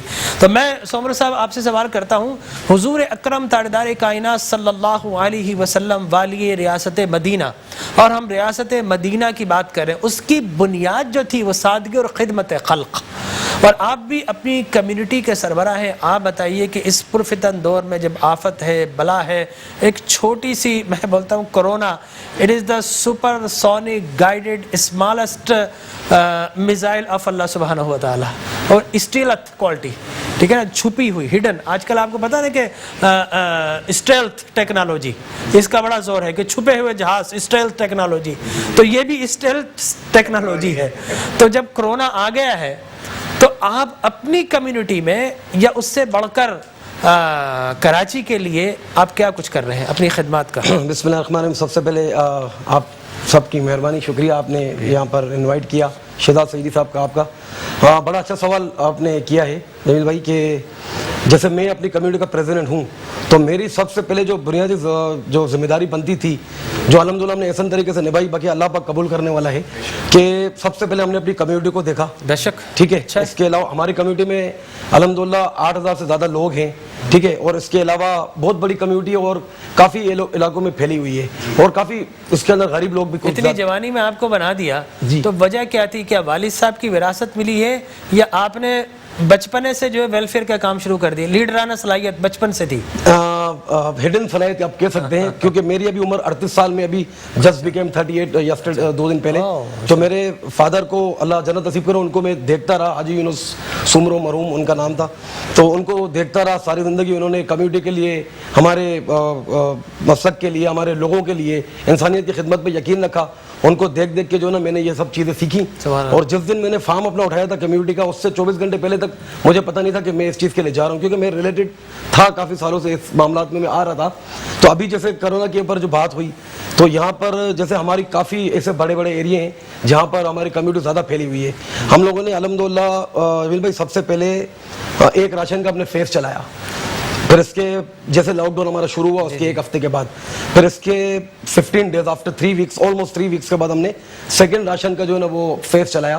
تو ہم نے ابھی تک جو ہے نا وہ تقریباً 2500 سے زیادہ راشن الحمدللہ فیملیز میں بانٹے. اور نہ صرف ہماری کمیونٹی, ہم لوگوں نے اپنے سراؤنڈنگ میں جتنی کمیونٹیز تھیں ان کی الحمدللہ ہیلپ کی بڑھ چڑھ کے. اور ہم نے یہ ایک عزم کیا ہوا تھا کہ جو میری کمیونٹی ہے سمرو, وہ کہیں لائن میں نہ کھڑی ہو کہیں بھی راشن لینے کے لیے. ظاہر جب اللہ نے ہمیں موقع دیا ہے, اور میرے پاس یہ بہت اچھا ایک اپرچونیٹی آئی تھی, بہرحال کرونا اللہ پاک ان سب سے سب کو محفوظ رکھے, اس بیماری سے ہم سب کو, آمین. تو میرے پاس ایک موقع, ایک اپرچونیٹی اللہ نے دی, اس کو میں نے اور میری کمیونٹی کے جو ہماری کیبنٹ کے جو ممبر ہیں, کیونکہ اکیلا صدر کچھ نہیں کر سکتا جب اس کے ساتھ اچھی اور ایماندارانہ ٹیم نہ ہو. ماشاءاللہ جی الحمدللہ. تو بڑے اچھے انشاءاللہ آپ سے گفتگو ہوتے رہیں گے. ہمارے ایک اور معزز مہمان صداقت حسین صاحب تشریف فرما ہے. دیکھیے وہ کہتے ہیں کہ لفظ بولتے ہیں, جب صداقت ہو نا تو لفظوں سے ظاہر ہوتی ہے, ٹھیک ہے نا. اب یہ جس طرح گفتگو کر رہے تھے, آ اوں آ چونچے اف اینڈ بٹ نہیں تھا. جب سچے الفاظ ہو نا تو پھر وہ فلوئنسی کے ساتھ نکلتے کہ ہم نے یہ کیا ہے. تو آپ تو ماشاءاللہ جو ہے اسمبلی سے تعلق ہے آپ کا, تو میں نہیں چاہوں گا آپ آ اوں آ کریں. سوال پہلا ہی ایسا ہے جو ان سے کیا, وہی آپ سے سوال کرنا چاہتا ہوں کہ آپ ایک اسمبلی سے ریلیٹڈ ہیں, آپ لوگوں کی بجٹ ہوتا ہے, آپ آواز اٹھا سکتے ہیں, ٹھیک ہے کمیونٹی کا لیڈر ہے وہ کلیکشن کر کے دے سکتا, آپ بھی ایک علاقے کے لیڈر ہیں, آپ بھی علاقے کے سیٹوں سے تعاون کر کے. میں آپ سے پوچھنا چاہتا ہوں کہ ایک تو وہ سیٹ ہیں جو اسلام آباد میں, ایک وہ سیٹ ہیں جو کہ سیکریٹریٹ میں بیٹھے ہیں, ایک وہ سیٹ بھی ہوں گے جو آپ کے علاقے میں ہیں. تو ان تینوں چاروں سیٹوں سے جمع کر کے آپ نے خدمت خلق کے کام کر رہے ہیں اس پرفتن دور میں. بسم اللہ الرحمن الرحیم. آپ تمام لوگوں کا بہت شکریہ. اور بات جس طرح آپ نے شروع کیا ہے کہ میں اسمبلی کا ممبر بھی ہوں, اور ایسی بات ہے میں ایک پارٹی سے ایفیلیشن بھی رکھتا ہوں, ایم کیو پاکستان سے میرا تعلق ہے, اور پارٹی نے مجھے ٹکٹ دیا تھا جب بھی میں الیکشن لڑا ہوں, اور میں آج اسمبلی کا ممبر ہوں. میں تو جس طرح آپ نے کہا کہ اسلام آباد ہے، ایک کراچی ہے، سیکریٹریٹ ہے، اور بہت سارے سیٹوں کی بات کی آپ نے، جو میرے ذہن میں آ رہا ہے کہ بہت سارے سیٹوں کی بات کر لی آپ نے، اس لیے کہ اسمبلیوں میں سیٹ ہے زیادہ تر. جی جی جی بالکل. ٹھیک ہے نا، کوئی جو ہے فیوڈل سیٹ ہے، تو کوئی فیکٹری، اور کوئی اپنا چینی، اور کوئی آٹا، اور کوئی جو ہے آئی پی پیز، تو سارے سیٹ ہے. غریب آدمی نہیں پہنچ سکتا. دیکھیے جیسے میرا تعلق جس علاقے سے اورنگی ٹاؤن، جس کو آپ نے سنا ہوگا، میں تو پیدائشی طور پہ اورنگی ٹاؤن کا پیدائش ہے میری، تو میں جانتا ہوں شروع سے کہ پاکستان نہیں بلکہ ایشیا کی سب سے بڑی کچی آبادی ہے. ہاں بے شک. اورنگی ٹاؤن وہ ٹاؤن ہے جہاں کے لوگوں نے 2 دفعہ ہجرتیں کی، ایک دفعہ پاکستان بناتے وقت اور ایک دفعہ پاکستان بچاتے وقت. واہ واہ واہ سبحان. وہ اس وقت تک بنگلہ دیش میں رہیں جب تک بنگلہ دیش پاکستان کا حصہ تھا. بے شک. اور جس دن آج بھی وہ بنگلہ دیش میں ہے تو پاکستانی بن کر رہ رہے ہیں. جی جی جو ہیں موجود وہاں پہ جنیوا کیمپ میں، جو 42-43 کیمپوں میں موجود ہے وہ. اور جب تک اس علاقے کو، اس زمین کو، اس دھرتی کو پاکستان سمجھا گیا دنیا میں، اس وقت تک اس علاقے میں، اس علاقے میں، اپنے صوبے میں، اس شہر میں رہنا گوارا کیا. اور جس دن اس کو پاکستان نہیں سمجھا گیا اس دن وہ انہوں نے دوبارہ مائگریٹ کیا. واہ. یہ دنیا کی تاریخ میں بہت بڑی ہسٹری ہے یہ. تو میرا تعلق بھی اسی 2 دفعہ ہجرت کرنے والوں میں سے ہے ماشاءاللہ. اور الحمدللہ ہماری قوم میں ایک کمیونٹی ہے اور میری پارٹی ہے، اور بہت بہترین طریقے سے ہم لوگوں نے جب کورونا کا جو میں آپ کو ایک بات بتاؤں، مجھ سے کسی نے ایک سوال کیا تھا کہ آپ مہاجر ہیں. جی ٹھیک ہے نا، اسی میٹرو کے پلیٹ فارم سے غالباً 1-2 سال پہلے. تو میں نے کہا الحمدللہ میں مہاجر ہوں. یہ تو میرا میڈل ہے، اس لیے کہ میرے آقا نے بھی دین کی خاطر ہجرت کی، میرے آباء و اجداد نے بھی دین کی خاطر ہجرت کی ہے. ادھر ہم بڑے سکون سے رہ رہے تھے، لیکن دین اسلام کی حمیت کے لیے ایسا ملک بنانے جا رہے ہیں جہاں پر اسلام کو پریکٹس کیا جائے گا. لا الہ الا اللہ جب سیاست میں آیا تب پاکستان بنا ہے، لیکن محمد الرسول اللہ دستور ریاست شریعت کے مطابق ہونی چاہیے تھی. اس طرف ہم نہیں نکلے. پتہ نہیں ہم کہاں 10 ڈاؤننگ اسٹریٹ کی طرف گھوم کر، پھر ہم مین ہٹن سے گھوم کر، اور پھر پیرس سے گھوم کر نہ جانے کہاں گم ہو گئے. دیکھیے یہ بات تو طے شدہ ہے نا کہ کوئی مانے نہ مانے، کسی کے ماننے سے ہم کو تو کوئی فرق نہیں پڑتا اس بات کو کہ آسمان سے نیچے. میرا سوال یہ تھا جناب صداقت حسین صاحب کہ یہ تو آپ نے ہسٹری بتا دی اپنی، لیکن یہ بتائیے کہ آپ نے اپنے علاقے کے لیے کیا کیا، اس لیے کہ یہ بہت ضروری ہے. اس وقت آپ لوگوں کے ساتھ کھڑے ہوں گے تو آئندہ لوگ آپ کو جانیں گے. بالکل ایسے ہی ہے، ورنہ بھولی بسری کہانی. بالکل بالکل ویسی ہے. جب لاک ڈاؤن شروع ہونے کے بعد جب یہ قحط کا معاملہ شروع ہوا، جب پورے دنیا کے اندر شروع ہوا ایک معاملہ، تو لاک ڈاؤن جب شروع ہوا، جب 24 تاریخ تھا، میں نے خبر آئی تھی 26 وہ پہلا کیسا ہے، اس کے بعد مارچ میں جا کر شروع ہو گیا یہ کیس. ہم نے 28 تاریخ کو ہی ایک کچن، 28 سے مراد کیا ہے؟ 28 تاریخ 28 مارچ اپریل، جی اپریل 28 اپریل 28 اپریل نہیں، مئی 28 مئی، سوری مئی تو ابھی 28 مئی نہیں آیا. تاریخ ہوتا ہے مجھے جو پچھلے مہینہ گزرا، فروری آیا، پھر مارچ آیا، پھر اپریل آیا. مارچ 28 مارچ میں بولا تھا، مارچ ہی بتا. 28 مارچ کو اورنگی ٹاؤن کے اندر ایک کچن ہم نے اسٹارٹ کیا جو تقریباً 50 فیملیز کے لیے، یعنی کہ فیملی سے مطلب ایک فیملی سے 5 افراد کے لیے ہم نے کھانا بنایا پہلے دن. دوسرے دن ہی وہ تعداد ہم کو آٹومیٹک پورے اورنگی کے لیے. جی اپنے میں نے بتایا کہ 50 فیملیز کے لیے. اچھا 50 پہلے دن تھا پارٹی کی ہدایت تھی کہ آپ یقین کیجئے 50 فیملی سے کھانا صرف جو ہے وہ راشن میرے بچے نے کیا اکیلے نے. اس کے بعد پھر ہم نے اس کو دوسرے دن ہی ڈبل کرنا پڑ گیا، اس لیے ظاہر بات ہے جب جہاں بنا رہے تھے وہاں لوگوں کا بہت بڑا علاقہ ہے، اور بہت آپ کو معلوم 80% لوگ وہاں کے جو نا ملازمت پیشہ ہیں، یعنی ٹھیے لگانے والے پتھاڑی دار طبقہ ہے ہمارا وہاں پہ، تو وہ نہیں جا پائے. جب مارکیٹیں بند ہو گئی سب کچھ ختم ہو گیا. روزانہ کمانا ہے، روز کھانا ہے، 1 کلو تیل، 1 کلو آٹا، 1 کلو گھی لے کے آنا ہے ان کو، تو ان کے لیے تو مسئلہ شروع ہو گیا. تو پہلے دن ہم نے 50 لوگوں کیا، دوسرے دن اس کو 100 کیا، پھر تیسرے دن ہی ہم کو 300 کرنا پڑ گیا. واہ واہ واہ. تو الحمدللہ وہ کہاں تک پہنچے؟ ہزاروں تک بات پہنچی ہے. ہم تقریباً روزانہ کی بنیاد 3 افراد کے لیے. اچھا یہ جو سب کچھ کر رہے ہیں اس کی بنیاد کیا ہے؟ کیا حکومت ہے؟ نہیں حکومت نہیں، یہ ہماری پارٹی کا اپنا. جس سے بھی ہم پوچھتے ہیں برادری کا، کوئی سومرا برادری کا ہو، کچھی میمن برادری کا ہو، کوئی اوکھائی کا ہو، کوئی جناب سارے میمنوں کے نام مجھے یاد ہے الحمدللہ. تو جو کوئی بھی ہو مجھے یہ بتائیے کہ وہ سب اپنی کمیونٹی سے کر رہے ہیں. حکومت کہتی ہے احساس پروگرام سے ہم نے یہ دے دیا، سندھ گورنمنٹ کہتی ہے 8 ارب روپے رات کی تنہائی میں ہم نے لوگوں کو پہنچا دیے. تو 8 ارب روپے میں سے ایم پی او کو کچھ دیا گیا؟ میں بتا رہا کہ میرے حلقے کے اندر 6 یو سی ہیں. اور میرے حلقے کی آبادی تقریباً 4 لاکھ کی ہے، یعنی جو مردم شماری موجود ہے اس کے مطابق بول رہا ہوں میں، حقیقت میں تو بہت بڑی آبادی ہے وہ. تو 4 لاکھ کی آبادی کے اندر میں نے ڈی سی کو لکھا، لیٹر لکھا، میں نے بولا بھائی کہ ہم نے جب یہ کرونا وزیر اعلیٰ کو لکھنا چاہیے تھا. جی میں بتا رہا ہوں آگے میں، جب یہ کرونا کا جب فنڈ قائم کیا وزیر اعلیٰ سندھ نے، تو اس زمانے کے اندر ہم نے سب سے پہلے ایم کیو پاکستان نے اپنے تمام ممبر صوبائی اسمبلی، قومی ایم کیو ایم کا بات بار آپ گردان لگا رہے ہیں. مجھے میں سوال یہ حضرت کہ آپ نے وزیر اعلیٰ کو لکھا، احتجاج کیا، اسمبلی میں کھڑے ہوئے، روڈ پر خطبہ کیا، اس سوال کا جواب دے رہا ہوں کہ حکومت نے کیا کیا. ہاں وہ جواب دینا چاہتا ہوں. پہلے حکومت نے کیا کیا نہیں کیا تو آپ نے احتجاج کیا. جی بالکل. چلے یہ انشاءاللہ سوال آپ کو دیے جا رہا ہوں، آپ اس سوچ و بچار کے بعد جواب دیجیے گا. ایک وقفہ ناظرین کرام، انشاءاللہ پھر حاضر خدمت ہوتے ہیں. ہمارے ساتھ رہیے گا، دیکھتے رہیے میٹرو 1 ٹی وی کی خصوصی سحری نشریات نور سحر.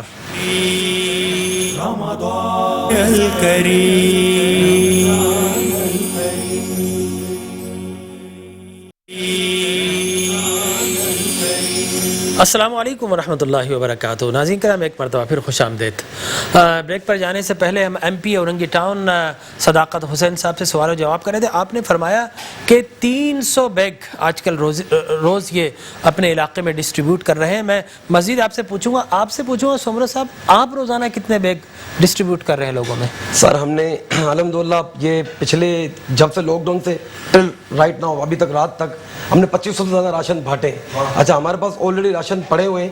اب جیسے کہ ہمارے پاس کہیں سے بھی کوئی ریکویسٹ آتی ہے کہ یہاں پر راشن نہیں پہنچا یا اس کمیونٹی میں نہیں پہنچا، تو ہم فیس بک پہ بھی لوگ رابطہ کرتے ہیں، واٹس ایپ پہ بھی نمبر لے کے کرتے ہیں. تو ہم روز کی بنیاد پہ جو ہے وہ کرنا یہ الحمدللہ کر رہے ہیں. دوسری میں آپ کو اگر آپ اجازت دیں تک بات کروں، یہ ایم پی ایس صاحب ہمارے ساتھ بیٹھے ہوئے ہیں. جب انہوں نے اتنی محنت کی اور ان کے باوجود بھی ان کی آواز کو نہیں سنا گیا تو آپ اور ہم جیسے لوگوں کا کیا حال ہوگا پیچھے. تو ہم نے اس چیز کا ویٹ نہیں کیا. ہمیں تو ہمارا حال تو یہ کہ مارا بھی جاتا اور رونے بھی نہیں دیا جاتا. بالکل پوچھتے کہ تکلیف تو نہیں ہو رہی آپ کو. دکان کا شٹر کھول لو تو مارا جاتا ہے. اب شٹر تو سمجھے بند ہی ہے نا، بس کھول کے آپ کاروبار کر سکتے ہیں نام کا. ابھی میں آج دیکھ رہا تھا جناب، غالباً اسد عمر صاحب نے ایک میٹنگ کال کی.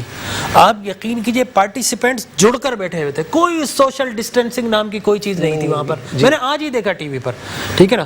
اور لیکن اگر لوگ دکان کھول لیں، ایس او پی بنانے کے لیے تیار ہیں، اس کے باوجود نہیں ہے. تو وہاں پر کرونا نہیں آئے گا نا، ہم لوگ جب کریں گے تو وہاں کرونا ہوگا. تو بہرحال میں یہ کہنا چاہ رہا ہوں آپ سے کہ الحمدللہ ہم نے اپنے علاقے کے ایم این اے کو بھی جو نا وہ راشن الحمدللہ فراہم کیا ہے اپنی کمیونٹی کے نام کا. کیونکہ ظاہر ایم این اے کو ضرورت تھی یا لوگوں کے لیے دیا؟ نہیں، لوگوں کے لیے. مطلب لیاری کا علاقہ ہے جو ساتھ لگتا ہے. میرے خیال میں تو ایم این اے کو تو ضرورت نہیں ہو سکتی. نہیں لیکن نہیں ان کو تو ضرورت نہیں. مطلب لیکن میں آپ کو بتاؤں کہ نیتوں کی بھی بات ہوتی ہے. جی ہم نے کچھ جو ہے وہ سوٹ دیے، پی پیس دیے وہ سارے.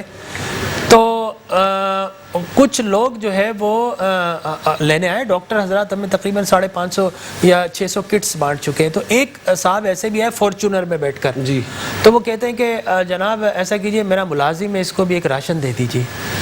حیرت سے منہ دیکھ رہے ہیں، فارچونر چلا رہا ہے، اپنے ملازم کے لیے کچھ نہیں کہہ سکتا. اچھا وہ ایم این اے جو آپ سے راشن لینے آئے وہ مجھے لگتا ہے تحریک انصاف کے ہوں گے، اس لیے کہ کراچی میں تحریک انصاف کا وہی حال ہے جو شاید میرے خیال میں ایک عام جھوپڑے میں رہنے والے کا. بس یہی حال ہے. آپ بہتر جان سکتے ہیں. ایم کیو ایم پاکستان کی بھی ہمارے سامنے یہ بھائی بیٹھے ہوئے، صداقت بھائی، اور دوسری پارٹی ایون پیپلز پارٹی کی بھی اگر آپ بات کر لیں تو ان کے خود کے ایم این اے کے بھی ہاتھ ایمٹی ہو. کیا کر رہے ہیں؟ یعنی آپ نے بھی تھوڑی دیر پہلے ایک بات کی تھی کہ نہیں، میرا ایک دوست ہے ابھی آر او پلانٹس دیکھنے کے لیے وہ تھرپارکر کے علاقے میں گیا، کسی نے اس کو پروجیکٹ دیا، واپس آ کر ہی واز پریکٹیکلی ویپنگ، وہ رو رہا تھا. انہوں نے کہا کہ جناب 60 ارب روپے کے لگائے گئے. ایک اس آج 12 لاکھ کا ملتا، اس زمانے میں 60 لاکھ کا ایک لگایا گیا، اور وہ سارے کے سارے فلاپ فیل، کوئی نہیں چل رہا اس وقت، اور لوگ پیاس سے مر رہے ہیں تھرپارکر کے اندر اس وقت. صداقت حسین صاحب آپ بتائیے کہ اب خدمت خلق کی بات ہو رہی تھی، اور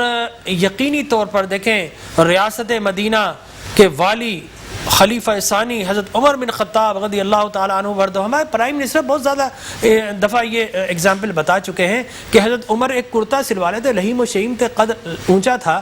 تو ایک عام سا انصاری کھڑا ہو گیا، اور حضرت عمر نے جب خطبہ دیا نا، انہوں نے کہا کہ میں شریعت کے مطابق کام کروں تو میرا سر قلم کر دینا. تم میں سے کوئی ہے اس قابل مجھے ٹوکنا؟ تو خاموش رہے سب. لیکن ایک انصاری کھڑا، اگر تم نے شریعت کے خلاف بات کی تو ہم تمہارا سر قلم کر دیں گے. حضرت عمر نے کہا با خدا جب تک تم ایسے رہو گے تو عمر صحیح چلتا رہے گا. یہ تھا ویژن. تو اب میں آپ سے پوچھتا ہوں, بتائیے کہ ایک کرتا اگر بن گیا تو ان کو جواب دینا پڑا, تو آپ یہ بتائیے کہ آپ بھی جواب دہ ہیں اپنے علاقے کے لوگوں کے لیے, لیکن آپ بھی کسی سے سوال کر سکتے ہیں ارباب اقتدار سے. نہ سنا تو ہمارا طریقہ یہ کہ پھر صدائے احتجاج بلند ہونی چاہیے. ایک انسانی نے کہا تھا کہ اگر ایسا کرو گے تو ہم ایسا کریں گے. تو آپ بتائیے, آپ نے اس طریقے, آپ نے جو کچھ کیا آپ نے تعین کیا, لیکن کیا اسمبلی کے اندر آپ نے شور و غوغا کیا؟ اگر اسمبلی نہیں لگی تو اسمبلی کے باہر جا کر ٹینٹ لگا کر بیٹھے؟ نہیں دیکھیے, اب تک تو ایسا ہم نے احتجاج نہیں کیا. میں یہاں پہ بتا دوں, چلو آپ کو کہ دیکھیے جو آپ جس عمر کی بات کر رہے تھے, ان کا عدل اور انصاف آج کی حکومت کو کیا ہو گیا ہے؟ کیوں ایسے وجہ یہ ہے کہ نیت کا فطور ہے. گورنر کے بیٹے کو کوڑے لگائے تھے, جی اپنے بیٹے کو بھی. اصل میں ہم اس نہج پہ پہنچ گئے کہ ہمیں سچ بولنے میں تکلیف ہے. ہم سچ بولیں گے. میں نے تو آپ سچ بولیے نا, ہم سچ سننا چاہتے ہیں. ہم اپنے بزرگوں سے ہم نے یہی سنا ہے آج تک اپنے بزرگ یہی سنا ہے کہ حضرت عمر ہے ایک ماڈل تھے نا, سچ انصاف کرنے والے. اگر ہم سچ بول دیں تو آپ کو برا لگ جائے, ہمارے پیچھے والے کو, بڑے والے کو برا لگ جائے, تو ہم سچ بولنے سے کتراتے ہیں. جی یہ پوائنٹ اسکورنگ کے لیے ہم دوسرے کو کچھ بھی نہیں, اس وقت پوائنٹ اسکورنگ نہیں بخود. جی کوئی پوائنٹ اسکورنگ نہیں کر رہے ہیں. ہم یہاں پر یہ چاہ رہے ہیں کہ آپ چونکہ ایک مؤثر ادارے کے ساتھ لازم ہے, لوگوں نے آپ کو ووٹ دیے ہیں, تو آپ نے ان کا کیا حق ادا کیا ان ایوانوں میں. اس لیے کہ ظالم حاکم ہو تو سب سے اچھا کلمہ حق اس کے سامنے آواز بلند کرنا ہے. جہاد ہے. میں یہی کہہ رہا تھا آپ سے کہ سب سے اچھا سندھ حکومت نے, آپ نے کہا رات کی تاریخی میں 8 ارب روپے کا راشن بانٹ دیا, کسی کو پتہ ہی نہیں چلا. تو ہم نے پوچھا ہے باقاعدہ. ابھی 2-3 آج کل صبح ہم جا رہے ہیں اسمبلی کا اجلاس بلانے کے لیے, بتائیں اور بلا کے بتائیں ہمیں کہ یہ 8 ارب روپے آپ نے جو خرچ کیا وہ کس دنیا میں خرچ کیا ہے. آپ نے ریکوزٹ کیا اجلاس؟ جی کل جائیں گے, کل صبح جائیں گے ہم جمع کروانے کے لیے اسمبلی کے لیے. اجلاس بلایا, بتایا جائے ہمیں کہ کورونا کے کتنے مریض ہیں, کہاں سے پیسے آئے, وینٹیلیٹر کہاں ہیں, کتنے ہیں, کیوں ہمارے ڈاکٹر تک مارے جا رہے ہیں, ان کے لیے فیسلٹیز آپ نہیں رکھی. عام آدمی کی تو دور کی بات ہے, اورنگی ٹاؤن میں رہنے والا, کورگی میں رہنے والا, اس کے لیے تو کچھ بھی نہیں ہے. دیکھیے کورنگی رہنے والا ایم پی ہے نا, میں اس سے ایکسپیکٹ نہیں کروں گا. جی ہاں, فیصل واڈا کی الگ بات ہے اور دوسروں کی الگ بات ہے, زلفی بخاری کی الگ بات ہے, لیکن آپ سے یہ ایکسپیکٹ تو نہیں کیا جا سکتا کہ آپ اپنے جیب سے پیسے نکالیں. ظاہر ہے جن کی جیب میں پیسے ہوں گے وہی نکال سکتے ہیں. جی بالکل. آپ آواز بلند کر سکتے ہیں. اللہ نے آپ کو آواز دی ہے. صبح ہماری پوری ٹیم جا رہے ہیں ہم لوگ اسمبلی میں قرارداد جمع کرانے کے لیے کہ اسمبلی کا اجلاس بلایا جائے, ہمیں بتانے کے لیے, یہی پوچھنے کے لیے کہ آپ نے جو 8 ارب روپے کا راشن لوگوں میں تقسیم کر دیا ہے اور ملا بھی کسی کو نہیں ہے, تو جن کو دیا ہے ان کو بھی نہیں پتا کہ ان کو مل گیا راشن, ان کے نام ان کی لسٹ میں موجود ہے. میں آپ کو بتا رہا ہوں, میرے حلقے کی آبادی 4 لاکھ کی ہے تقریباً, اور میرے حلقے میں جو ڈی سی کے تحت انہوں نے بانٹا ہے راشن وہ 400 راشن ہے. اللہ اکبر. 4 لاکھ کی آبادی میں حکومت سندھ جو بانٹ رہی ہے وہ 400 راشن. میں آپ کو اس کی ریکارڈ موجود ہے میرے پاس, جن لوگوں کو نام انہوں نے دی. جی یہ سب چیز کیسے ہوگا ختم کرنے کے لیے ضروری ہے کہ سب سے پہلی چیز. اچھا میں قرآن کی ایک آیت بتاؤں. جی الذین ینفقون باللیل سرا وعلانیہ والنہار, کیا ہے آیت؟ سرا وعلانیہ فلہم اجرہم عند ربہم. اللہ نے فرمایا کہ تم صدقہ خیرات کرو, اعلانیہ کرو یا چھپا کر کرو, اجر دیا جائے گا. اور جب کسی پر تہمت ہو کہ یہ زکوٰۃ نہیں دیتا, اس وقت فقہاء کرام نے لکھا کہ 75% زیادہ اجر ملتا ہے وہ دکھا کر دے. اب یہ زکوٰۃ نہیں دے رہے, یہ قوم کا پیسہ دے رہے ہیں, تو اب ان کو تو لازماً دکھا کر دینا چاہیے اسلامی اصولوں کے مطابق. بالکل. میں پتا جو ہم زکوٰۃ نہیں دیتے, زکوٰۃ کہتے ہیں آپ, میں نے بزرگ سنا ہے, آپ مولوی, یہ تو صدقہ زکوٰۃ کی بات ہے, تو حق ہے. اگر ہم زکوٰۃ اور ٹیکس ہم دینا شروع کر دیں, یعنی لوگ جیسا دیتے نہیں ہیں, اگر دینا شروع کر دیں ملک سب دیتے ہیں, غریب دیتے ہیں, ایک موبائل والا بھی دیتا ہے بیچارہ. جی بالکل. وہ تو ایک لیٹر پیٹرول بھرے گا جس طرح کا ہے, جس طرح کا لینے کا طریقہ کار ہے, وہ لینے کا طریقہ بھی ویسا ہی ہے, اور جس طرح دینے کا طریقہ کار ہے وہ بھی ویسا ہی ہے. خیر وہ ایک الگ بات ہے, لیکن ہم لوگ تمام لوگ مجموعی طور پہ ایک قوم, ہم لوگوں کو کھڑا ہونا ہے اس وقت. کورونا جس طرح مرض بن گیا ہمارے اوپر, سر قوم تو بڑی کھڑی رہی آپ کے ساتھ, 30 سال کھڑی رہی, لٹتی رہی اور کٹتی رہی, اور ابھی بھی کھڑی ہے, قوم کھڑی رہی آپ کے ساتھ. अल्हम्दुलिल्लाह। मैं एक बात जरूर कहूंगा, देखिए क्या आप लोगों ने किसी ने सुना कि कोई आदमी कराची में भूख से मरा हो? बिल्कुल भी नहीं सुना होगा। अल्लाह का एक खास फजल करम है, चाहे मुहर्रम हो, चाहे 12 रबी अव्वल हो, कोई भी हमारे यहाँ त्योहार है, रमजान हो, सबसे ज्यादा सबील, सबसे ज्यादा ज़कात, खैरात फितरत कराची के ताजिर, कराची सुभान अल्लाह, बेशक इसमें कोई चौरा नहीं है। ये ढंके की चोट पे अल्हम्दुलिल्लाह ये ऐलान फख्र से कर बात कर रहे हैं, ठीक है। हुकूमत हमारी गरीब है और अवाम हमारी अमीर है, दिल की बिल्कुल। अल्लाह पाक ने देखे इतनी सबको तौफीक दी हुई है। अभी जो हमने राशन बांटे हैं, मैं अपनी, अगर आप इजाजत दें तो मैं जी बिल्कुल बिल्कुल बिल्कुल। देखें, अगर हर कम्युनिटी वाला, जैसे मैं कम्युनिटी का प्रेसिडेंट हूँ, अगर हर कम्युनिटी वाला ये तय कर ले कि मुझे एटलीस्ट कम से कम ग्राउंड लेवल पे रियलिटी, जो ग्राउंड रियलिटी है, अपनी कम्युनिटी को देखना है। खुदा की कसम मैं बोलता हूँ कोई भी भूखा नहीं सोएगा। अल्लाह, हमने जो काम किया है, हमने सिर्फ, आपको पता है 200 राशन से हमने स्टार्ट किया था, हमने मोर देन 2500 राशन डन किए, बांटे, ना सिर्फ अपनी कम्युनिटी में, गैर कम्युनिटी में। इसके अलावा रियासत मदीना की बात हो रही थी, तो जितना अपने फादर से सीखा हूँ, जितने हमारे बुजुर्गों से सीखा हूँ, मैं हमारी कम्युनिटी का 10वां प्रेसिडेंट हूँ और सबसे छोटी उम्र में जो आया है, ठीक है। और हम रजिस्टर्ड कम्युनिटी हैं माशाल्लाह। हमारे पास अपनी लो कमेटी, हमारा फरांस उमरो है जो हमारी लो कमेटी का चेयरमैन है। हमारी कमेटी में कोई भी किसी का मसला होता है, हम उसका case free of cost court में जाके लड़ते हैं। वाह वाह। अच्छा, आप एक चीज देखिए कि आजकल ज्यादातर मामला तलाकों के होते हैं, तो इस मामला के ऊपर भी हमने बड़ी अच्छी फाइट की। अपनी गरीब जो लड़कियां हैं जो दूसरी कम्युनिटी में गई हैं या अपनी कम्युनिटी में भी हैं, उनको भी अल्हम्दुलिल्लाह हम लोगों ने कोर्ट के थ्रू और बगैर कोर्ट के थ्रू भी इंसाफ दिला के दिया। हालांकि हुकूमती होता नहीं है कोई, नहीं हुकूमती कोई होता नहीं है, लेकिन अपनी कम्युनिटी बेस पे। लेकिन जो गलत करता है उसको वॉर्न करते हैं, फिर उसको कम्युनिटी से हम लोग बर्खास्त भी कुछ टाइम के लिए निकाल भी देते कम्युनिटी से। तो देखिए, ये जजा और सजा का अमल अगर हम अपनी कम्युनिटी से स्टार्ट करेंगे ना, तो आगे जितनी भी हमारी दूसरी कम्युनिटी है वो फॉलो भी करेंगी और ये मामला अदालत तक नहीं जाएंगे। अभी बीच में एक बड़े अच्छे हमारे जज भी हैं, उनसे भी मेरी मुलाकात हुई थी, दोस्त भी हमारे, तो काफी उन्होंने तारीफ की कि आप लोग अपनी कम्युनिटी में जो काम कर रहे हो, अगर ये हर कम्युनिटी में काम 50% भी शुरू हो जाए तो इतना लोड एमपी एमएनए पे कभी भी नहीं है। डॉक्टर साहब, इंडोनेशिया हमारे एक बड़े, अच्छा ये फरमा रहे थे कि रिस्क आज भी मिल रहा है, तो आप एक जुमला बोलते बताइए जरा। हाँ, कि देखिए रोजगार जो है वो बंद है और रोजी जो है आज भी अल्लाह रब्बुल इज्जत ने जारी रखा है। रोजगार और रोजी को अल्लाह ने वाजे कर दिया है, तुम्हारा रोजगार बंद भी रहे तो मैं राजी को मैं फिर भी खिलाता हूँ। अल्लाह ताला ने कहा कि तुम हमसे लॉ लगाओ, रुजू इल्लाह करो। मतलब इन हालात में भी अल्लाह ने बता दिया है कि तुम्हें खिलाने वाली जात जो है ना, ये अब्दुल रज़ाक नहीं है, रज़ाक है। इसका मतलब है रिस्क से मोहब्बत नहीं, रज़ाक से मोहब्बत और उसके बंदों से मोहब्बत। डॉक्टर साहब, एक ना मुझे वाकया याद आया, बहुत ही इसी से रेलिवेंट है ये। हमारे एक दोस्त हैं, बड़े यानी कि एक रख रखाव रखते हैं, वो इंडोनेशिया गए तो कहने लगे मैं नमाज पढ़ने के लिए मैं गया, तो मस्जिद में गया तो असर की नमाज का वक्त था, तो नमाज ही जा चुके थे, तो मैंने नमाज जो है थोड़ी ताख़ीर से पढ़ी, तो देखा 2 शख्स आए और ना यानी कि बहुत ज़्यादा ना गुस्से में थे, हाई पर थे वो। तो इमाम साहब अपने मुसल्ले पर बैठे हुए थे, तो वो वहाँ पर दोनों गए, जाने के बाद यानी मुसल्ले पर करीब जाने के बाद उन्होंने कुछ गुफ्तगू शुनीद की, तो उसके बाद इमाम साहब ने कुछ बातें की, दोनों ने जो है ना उनकी बातें सुनी तसल्ली से, उसके बाद दोनों चले गए। जब जाने लगे ना तो वो कहते हैं, पाकिस्तानी थे, उन्होंने कहा कि ये आप लोग बड़े गुस्से में थे, इमाम साहब ने कुछ बात की है, तो ये क्या वजह है कि आप लोग बड़े खामोशी से जा रहे हैं? ये बहुत ही नफीस नुक्ता है। उन्होंने कहा कि हमारे दोनों का मसला हो गया था, लड़ाई झगड़ा हो गया था, तो हम इमाम साहब के पास आए थे, इमाम साहब ने हमारा मसला हल कर दिया है, तो हम जा रहे हैं। तो कहा कि क्या आप अदालतों में नहीं जाते? कहा कि नहीं, हमें अदालतों में जाने की जरूरत नहीं पड़ती, हम अपने इमाम के पास आते, यही मसला हल करते हैं, हम यही हल कर लेते हैं। ये अगर सोच हो जाए हमारी, ये फिक्र हो जाए, हज़रत उमर का बड़ा मशहूर मक़ूला है, आप फरमाया करते थे कि अदल करने में ताख़ीर ना करो, कहीं अदल की इफादियत ही खत्म ना हो जाए। वाह वाह वाह, सुभान अल्लाह। तो आज अगर जो है लॉकडाउन की कैफियत में राशन के हवाले से अगर जो है कमीशन, अच्छा हमें एक न्यूज़ ब्रेक की तरफ जाना है। अल्लामा साहब इंशाल्लाह आप तो फसाहत और बलागत के समंदर में माशाल्लाह होते लगाते और लगवाते हैं, लेकिन एक मुख्तसर सा सहरी का वक्फा, इंशाल्लाह मुलाकात होती है सहरी के दस्तरखान पर। हमारे साथ रहिएगा, बहुत शुक्रिया। अस्सलाम वालेकुम वरहमतुल्लाह।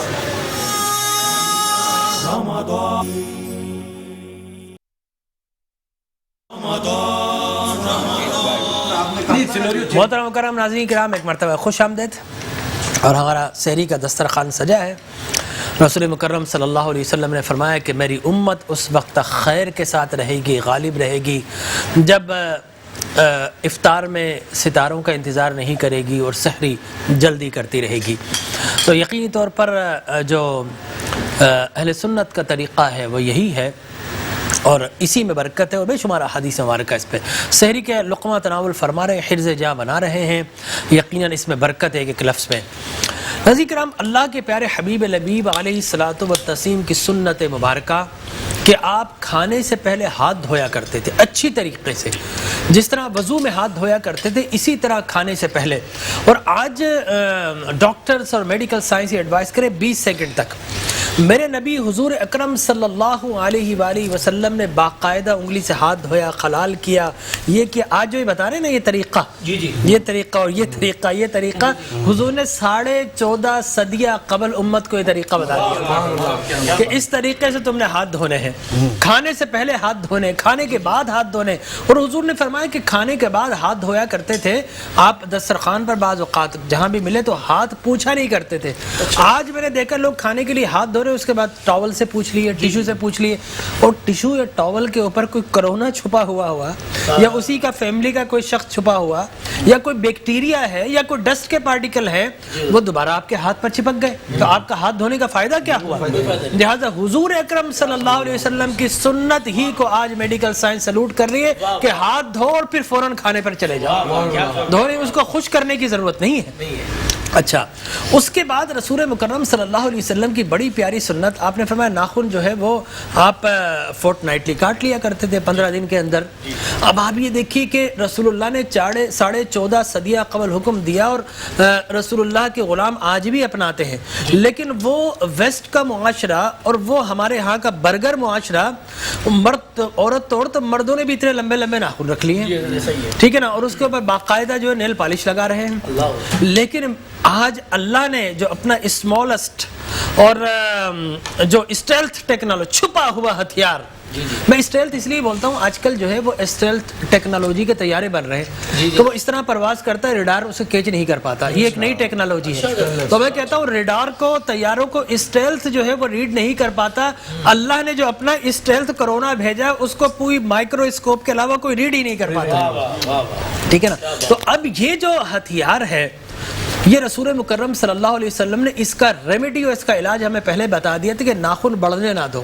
اب ناخن بڑھ جائیں گے کیا ہوگا؟ ناخن کے اندر جو ہے بیکٹیریاز جو ہمیں نظر نہیں آتا نیکڈ آئی سے، وہ ناخن کے اندر آہستہ آہستہ کتنا بھی آپ دھو لیں آپ کے ناخنوں کے اندر بیکٹیریا آ کر رہیں گے، گرد و غبار آ کر رہے گا. لیکن آج میں یہ دیکھ رہا ہوں کہ لوگ اپنے ناخن بھی کتروا رہے ہیں. تو میں نے کہا کہ میرے نبی نے کہا تھا مان لیتے، بیماریوں سے بچ جاتے. آج آپ مان رہے ہیں، دنیا نے 1450 سال پہلے مان لیا. لہٰذا ناخن کاٹ لے. اور آج نیل پالش لگاتے ہوئے لوگ جو ہے وہ گھبرا رہے ہیں کہیں نیل پالش کے اندر، اس کی تھکنس کے اندر کرونا بھی ساتھ ہی نہ لگ جائے اور منہ پر جائے تو جو رسول اللہ کی تعلیم تھی اب واپس پلٹ کر آ رہی ہے. اچھا، پھر آقا کریم علیہ الصلوۃ والتسلیم کی سنت مبارکہ کہ آپ کھانے کے بعد یا تو خلال فرمایا کرتے تو مسواک کر لیا کرتے تھے. اب آپ یہ دیکھیں کتنی خوبصورت تعلیم، سنت متواتر ہے رسول اللہ کی. ہر کھانے کے بعد مسواک کرنا، ایسا نہیں کہ ایک آدھ مرتبہ کیا، ہر کھانے کے بعد مسواک کرنا یا خلال کرنا. اب یہ کیوں کیا جاتا ہے؟ اب یہ دیکھیں ہماری یہ اورل کیویٹی ہے، ہمارا منہ، یہ ہمارا سمجھے جس طرح گھر کا دروازہ ایک پورے گھر کو کھول دیتے نا، اسی طرح ہمارے جسم کا یہ دروازہ ہے، یہ گیٹ وے ہے. رسول مکرم صلی اللہ علیہ وسلم نے فرمایا کہ تمہارے منہ میں اگر کھانا چل گیا اور کھانے کا کوئی پارٹیکل دانتوں کے اندر رہ گیا اور اس نے رہنے کے بعد کوئی جنجیوائٹس یعنی ہماری داڑھ کے اندر کوئی انفیکشن کر دیا. ہمارے منہ میں عام طور پر 2 قسم کے بیکٹیریاز رہتے ہیں جن کو ہوسٹ بیکٹیریا کہتے ہیں، میزبان، وہ ہر کسی کے اندر ہوتے ہیں، اسٹیفلوکوکس اور اسٹریپٹوکوکس. یہ دونوں کے دونوں جو ہے وہ بڑے مطلبی ہوتے ہیں، خرد ابن الوقت ہوتے ہیں یہ، ٹھیک ہے نا. یہ کیا ہوتا ہے کہ جیسے ہی آپ کے منہ کے اندر کوئی انفیکشن ہوا، ابھی تک تو آپ کی باڈی کو پروٹیکٹ کرتے ہیں نارملی، لیکن جیسے ہی کوئی انفیکشن ہوتا ہے یہ اپرچونسٹ بیکٹیریا ہیں، یہ موقع پاتے ہیں بجائے مدد کرنے کے ان کے ساتھ مل کے آپ کو جو ہے وہ نزلہ کر دیں گے، زکام کر دیں گے، بخار کر دیں گے، سائنوسائٹس آپ کو ہو جائے گا، لینجائٹس ہو جائے گا، گلے کا درد ہے، حلق کا درد ہے، جناب سینے میں درد ہو رہا ہے، کھانسی ہو رہی ہے، نزلہ، زکام، بخار. تو میرے نبی نے فرمایا کہ اسٹریپٹوکوکس تمہارے خدمت گزار ہے، چاہتے ہو کہ تمہارے خود خدمت گزار بنے رہے اور اپرچونسٹ نہ بنے تو اپنے منہ کو صاف کرنا تمہارا کام ہے اور اسٹریپٹوکوکس اور اسٹیفلوکوکس کو خدمت کرنا یہ ان کا کام ہے. تو حضور اکرم تاجدار کائنات صلی اللہ علیہ وسلم 14 صدیاں قبل ہمیں بتا دیا کہ اپنا گیٹ مضبوط کرو، اس کو صاف رکھو. اگر تمہارا دروازہ اچھا ہوگا تو یقینی طور پر جو بھی آئے گا اس کی تعریف کرے گا. آج آپ دیکھیے ٹوتھ پیسٹ کے اشتہار آتے ہیں تو وہ جناب بات کر رہا ہے, پیلے دانت دکھا رہا ہے, اسمیل آ رہی ہے, وہ سب کچھ آ رہا ہے. حضور اکرم صلی اللہ علیہ وسلم نے طہارت کے ساتھ ساتھ نفاست کی بھی تعلیم ہمیں عطا فرمائی. بیماری سے بچنے کی, میں بولتا ہوں نفیس کائنات دیکھنا ہو تو میرے نبی کو دیکھو, معالج کائنات دیکھنا ہو تو میرے نبی کو دیکھو, طبیب کائنات دیکھنا ہو تو میرے نبی کو دیکھو.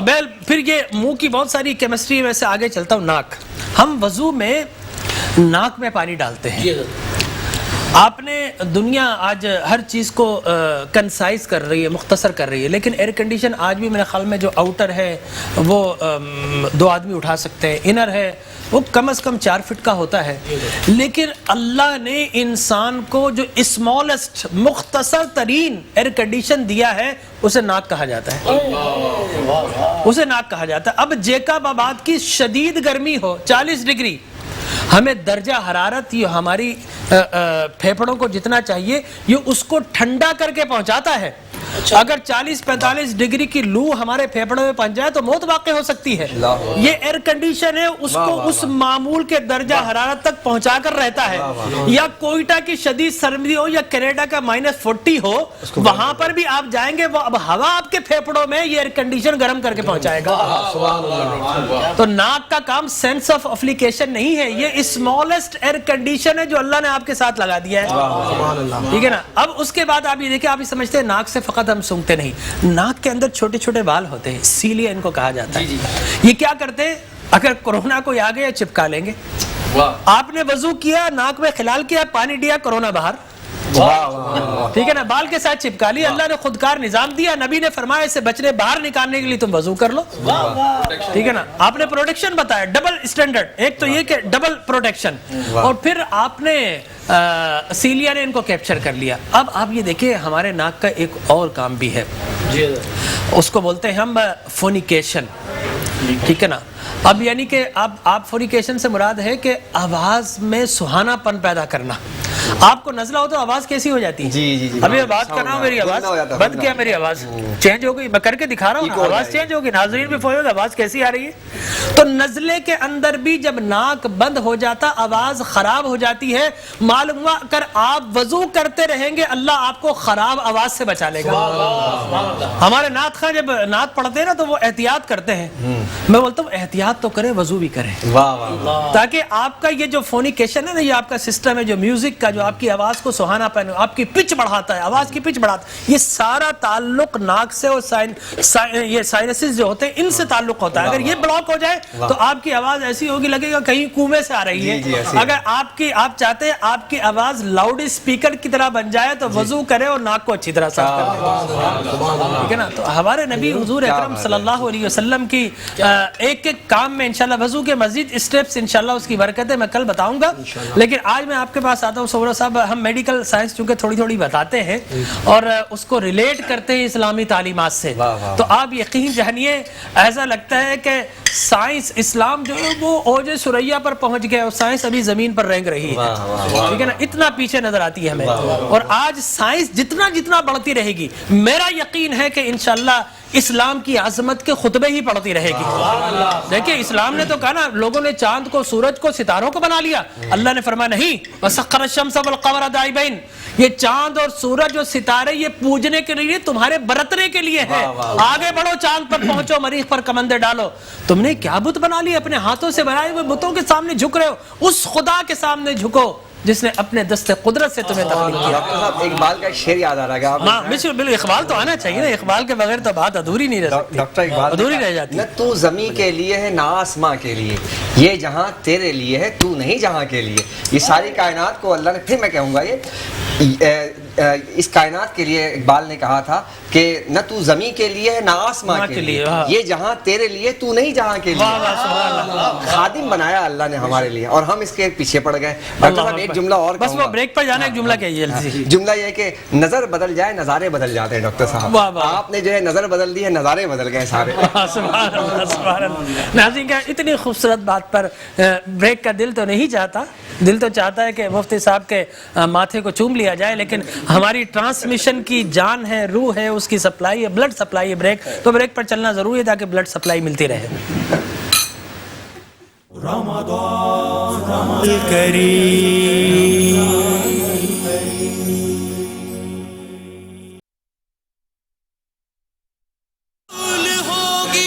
मांगने वालों محترم مکرم ناظرین کرام السلام علیکم ورحمۃ اللہ وبرکاتہ. ہم نے سحری کر لی ہے, یقیناً آپ بھی کر چکے ہوں گے, اور یہی بہترین ہوتا ہے کہ 8-10 منٹ پہلے یا کم از کم 2-3 منٹ پہلے وقت کے اختتام سے پہلے آپ سحری کر لیں.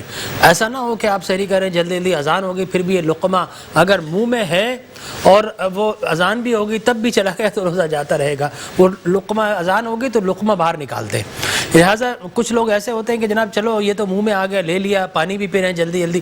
ایسا نہیں ہونا چاہیے. جس طرح ہم نے وقت سے سحری کر لی ہے, آپ بھی وقت سے سحری کریں. اللہ تبارک و تعالیٰ آپ کے روزوں کو وہ جو کمال عطا فرمائے اور اجر کا بے شمار اجر کا وسیلہ بنائے. میں مفتی صاحب آپ کی طرف آؤں گا. ریاست مدینہ کتنا خوبصورت لفظ ہے. اللہ اکبر. جب میں نے پہلی مرتبہ پرائم منسٹر کی زبان سنا بہت اچھا لگا. بڑی دعائیں کہ اللہ کرے ریاست مدینہ جس طرح کہہ رہے ہیں اس طرح کوشش کریں. اگر ایک اینٹ بھی رکھی جاتی نا تو مجھے امید ہوتی کہ ریاست مدینہ بنا. اچھا وہ ایک اینٹ کیا ہے کہ اپنے ارد گرد وہ سارے بندے ہٹا دو کہ جو ریاست مدینہ کی دیوار کو ہلا کر گرانا چاہ رہے ہیں, وہ اس نام کو اس سارے کے سارے نکال دو جس پر چھوٹا سا بھی اسپاٹ ہے. میں بچپن میں جب میرے خیال میں 10-11 سال کا تھا تو میں تراویح پڑھانے لگا, سننے لگا, پھر پڑھانے لگا. تو ابا نے مجھے ایک بات کہی تھی. انہوں نے کہا کہ بیٹا تمہارا لباس سفید ہے, سفید لباس پر تھوڑا سا بھی دھبا آئے نا تو بڑا نمایاں نظر آتا ہے. تو عمران خان صاحب آپ بھی سفید ہیں, نیٹ اینڈ کلین ہیں, آپ پر کوئی دھبا نہیں ہے, لیکن وہ آپ کے ارد گرد جتنے بھی ان پہ بے شمار دھبے ہیں, کہیں وہ دھبا آپ کو بھی داغدار نہ کر دے تو ذرا خیال رکھیے گا. جی مفتی صاحب. ہاں وہ چہرے نہ بدلیں نظام بدلیں. ہاں تو جو ہے چہرے ہمارے بدلے نظام نہیں بدل رہا. جب رسول پاک صلی اللہ علیہ وسلم مدینہ منورہ گئے تو اب وہاں پر جو ہے آبادی کا لوڈ پڑا. جب ہجرت کر کے ظاہر سی بات سارے لوگ آنے لگ گئے تو حضور نبی کریم علیہ السلام نے سادگی کے حوالے سے آپ نے پہلے جو ہے نا بلدیاتی نظام قائم کیا. حضور علیہ السلام مسلم شریف کی روایت ہے سب سے پہلے آپ نے مردم شماری کروائی. سبحان اللہ. تو کیونکہ پتہ ہونا چاہیے تھا کہ بھائی اس وقت لوگ کتنے ہیں, تو حضور علیہ السلام نے فرمایا مجھے بتایا جائے, ان کی فہرست تیار کی جائے کتنے لوگ ہیں. بائی نیم حضور علیہ السلام کو بتایا گیا. 15,000 افراد جو پورے تھے ان کی لسٹ جو ہے تیار کی گئی. اچھا صحیح بنی ہوگی بے شک. ہاں بالکل صحیح بنی ہوگی. آج کل تو آپ کو پتا ہے کہ کراچی کی آبادی جو ہے وہ 1.5 کروڑ دکھا دی جاتی ہے 3 کروڑ سے. تو ڈاکٹر صاحب یہ اس پروگرام کے جو ہے آج کل مذاق بن گیا. جی حقوق تلفی کا سبب بن جاتا ہے. جی تو اس کے بعد پھر نبی کریم علیہ السلام بلدیاتی نظام میں جو سادگی کا جو پہلو تھا, حضور نے کہا گلیاں جو تھی نا گلیاں, یعنی حضور دیکھیں آپ کیسے ایڈمنسٹریشن, وہ تو ہم بتائیں گے آگے چل کے. آپ سے بڑھ کر ٹاؤن پلانر ہی کوئی نہیں تھا. کیا کہنے ہیں. تو اس مکان جو بنایا آقا کریم علیہ السلام نے, آپ نے اس زمانے میں بڑی تعمیرات کو پسند نہیں فرمایا تھا. سعد بن ابی وقاص نے ایک مکان بنایا بڑا. تو سعد بن ابی وقاص نے جب مکان بڑا بنایا تو حضور علیہ السلام کو جب پتہ چلا کہ آپ نے ناپسند فرمایا, آپ نے اس مکان کو توڑ دیا. یہ محبت تھی. یعنی ریاست مدینہ کا جو ہر بندہ ہے وہ ریاست مدینہ کے والی کو فالو کر رہا ہے کہ وہ کیا اقدامات کہہ رہے ہیں. اور حضور علیہ السلام نے صرف یہ نہیں کہا کہ مکان تم چھوٹا بناؤ, پہلے حضور نے خود عمل کر کے دکھایا, پھر کہا کہ تم چھوٹا مکان. سبحان اللہ. اور دیکھیں ایک صحابی آئے حضور کے پاس, یا رسول اللہ میں نے گھر بنایا ہے اور اس میں کھڑکیاں رکھی ہیں, کراس وینٹیلیشن ہو جائے, ہوا آ جائے. کراس وینٹیلیشن ضروری ہوتی ہے عام طور پر روم ٹیمپریچر کو برقرار رکھنے کے لیے.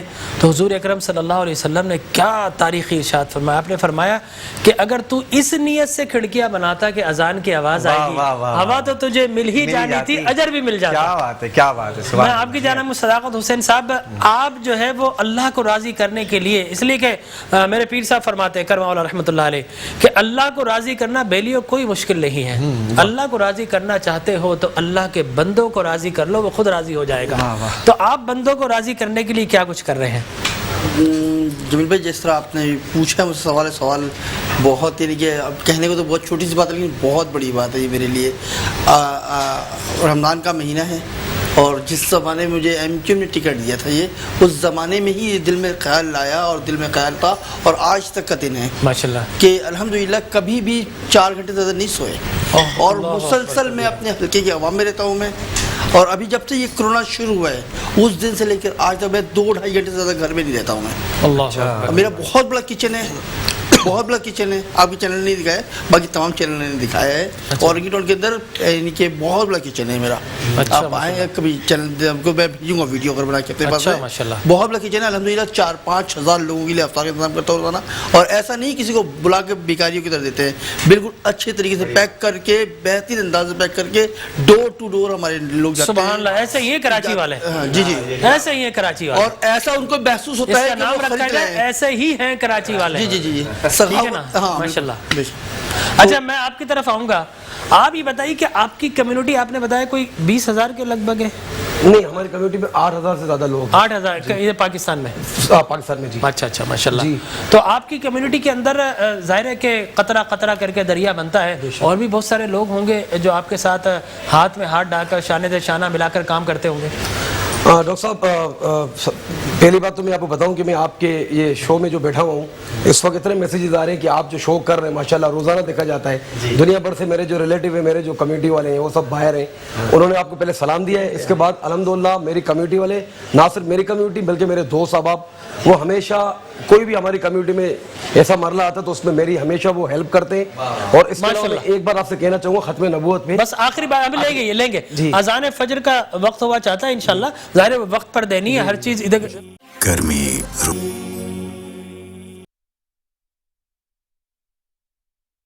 अल्लाहु अलैका या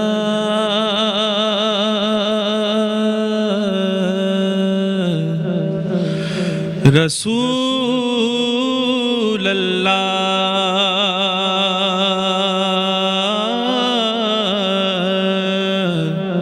वसल्लम अलैका या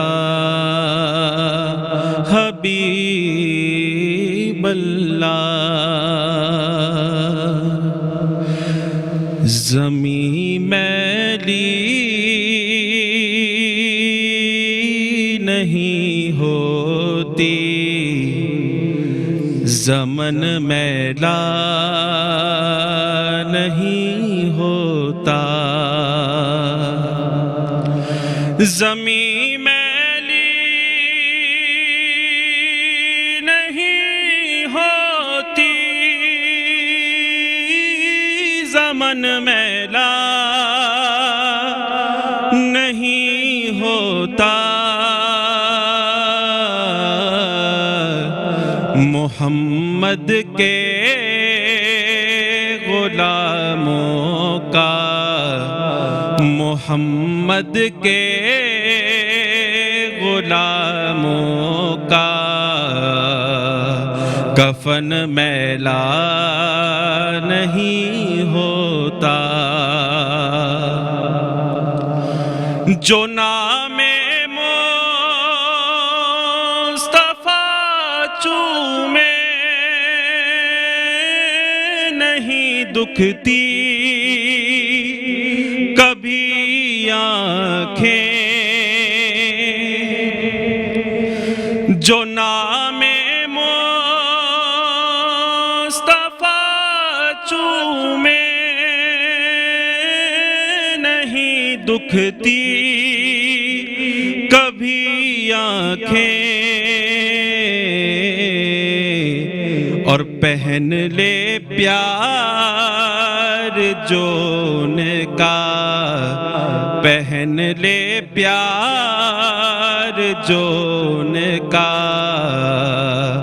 बदन मैला नहीं होता। और नबी की आल का दामन पकड़ लो जहां वालों। नबी की आल का दामन पकड़ लो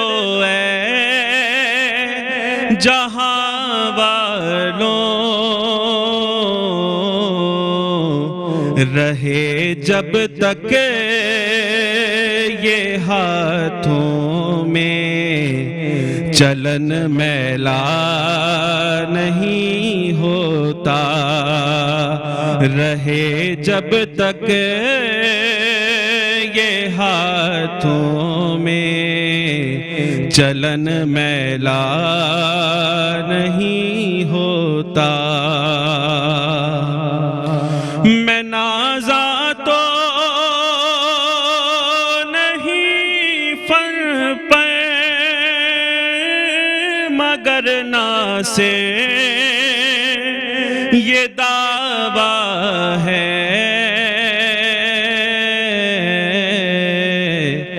کہ ثنائے مصطفیٰ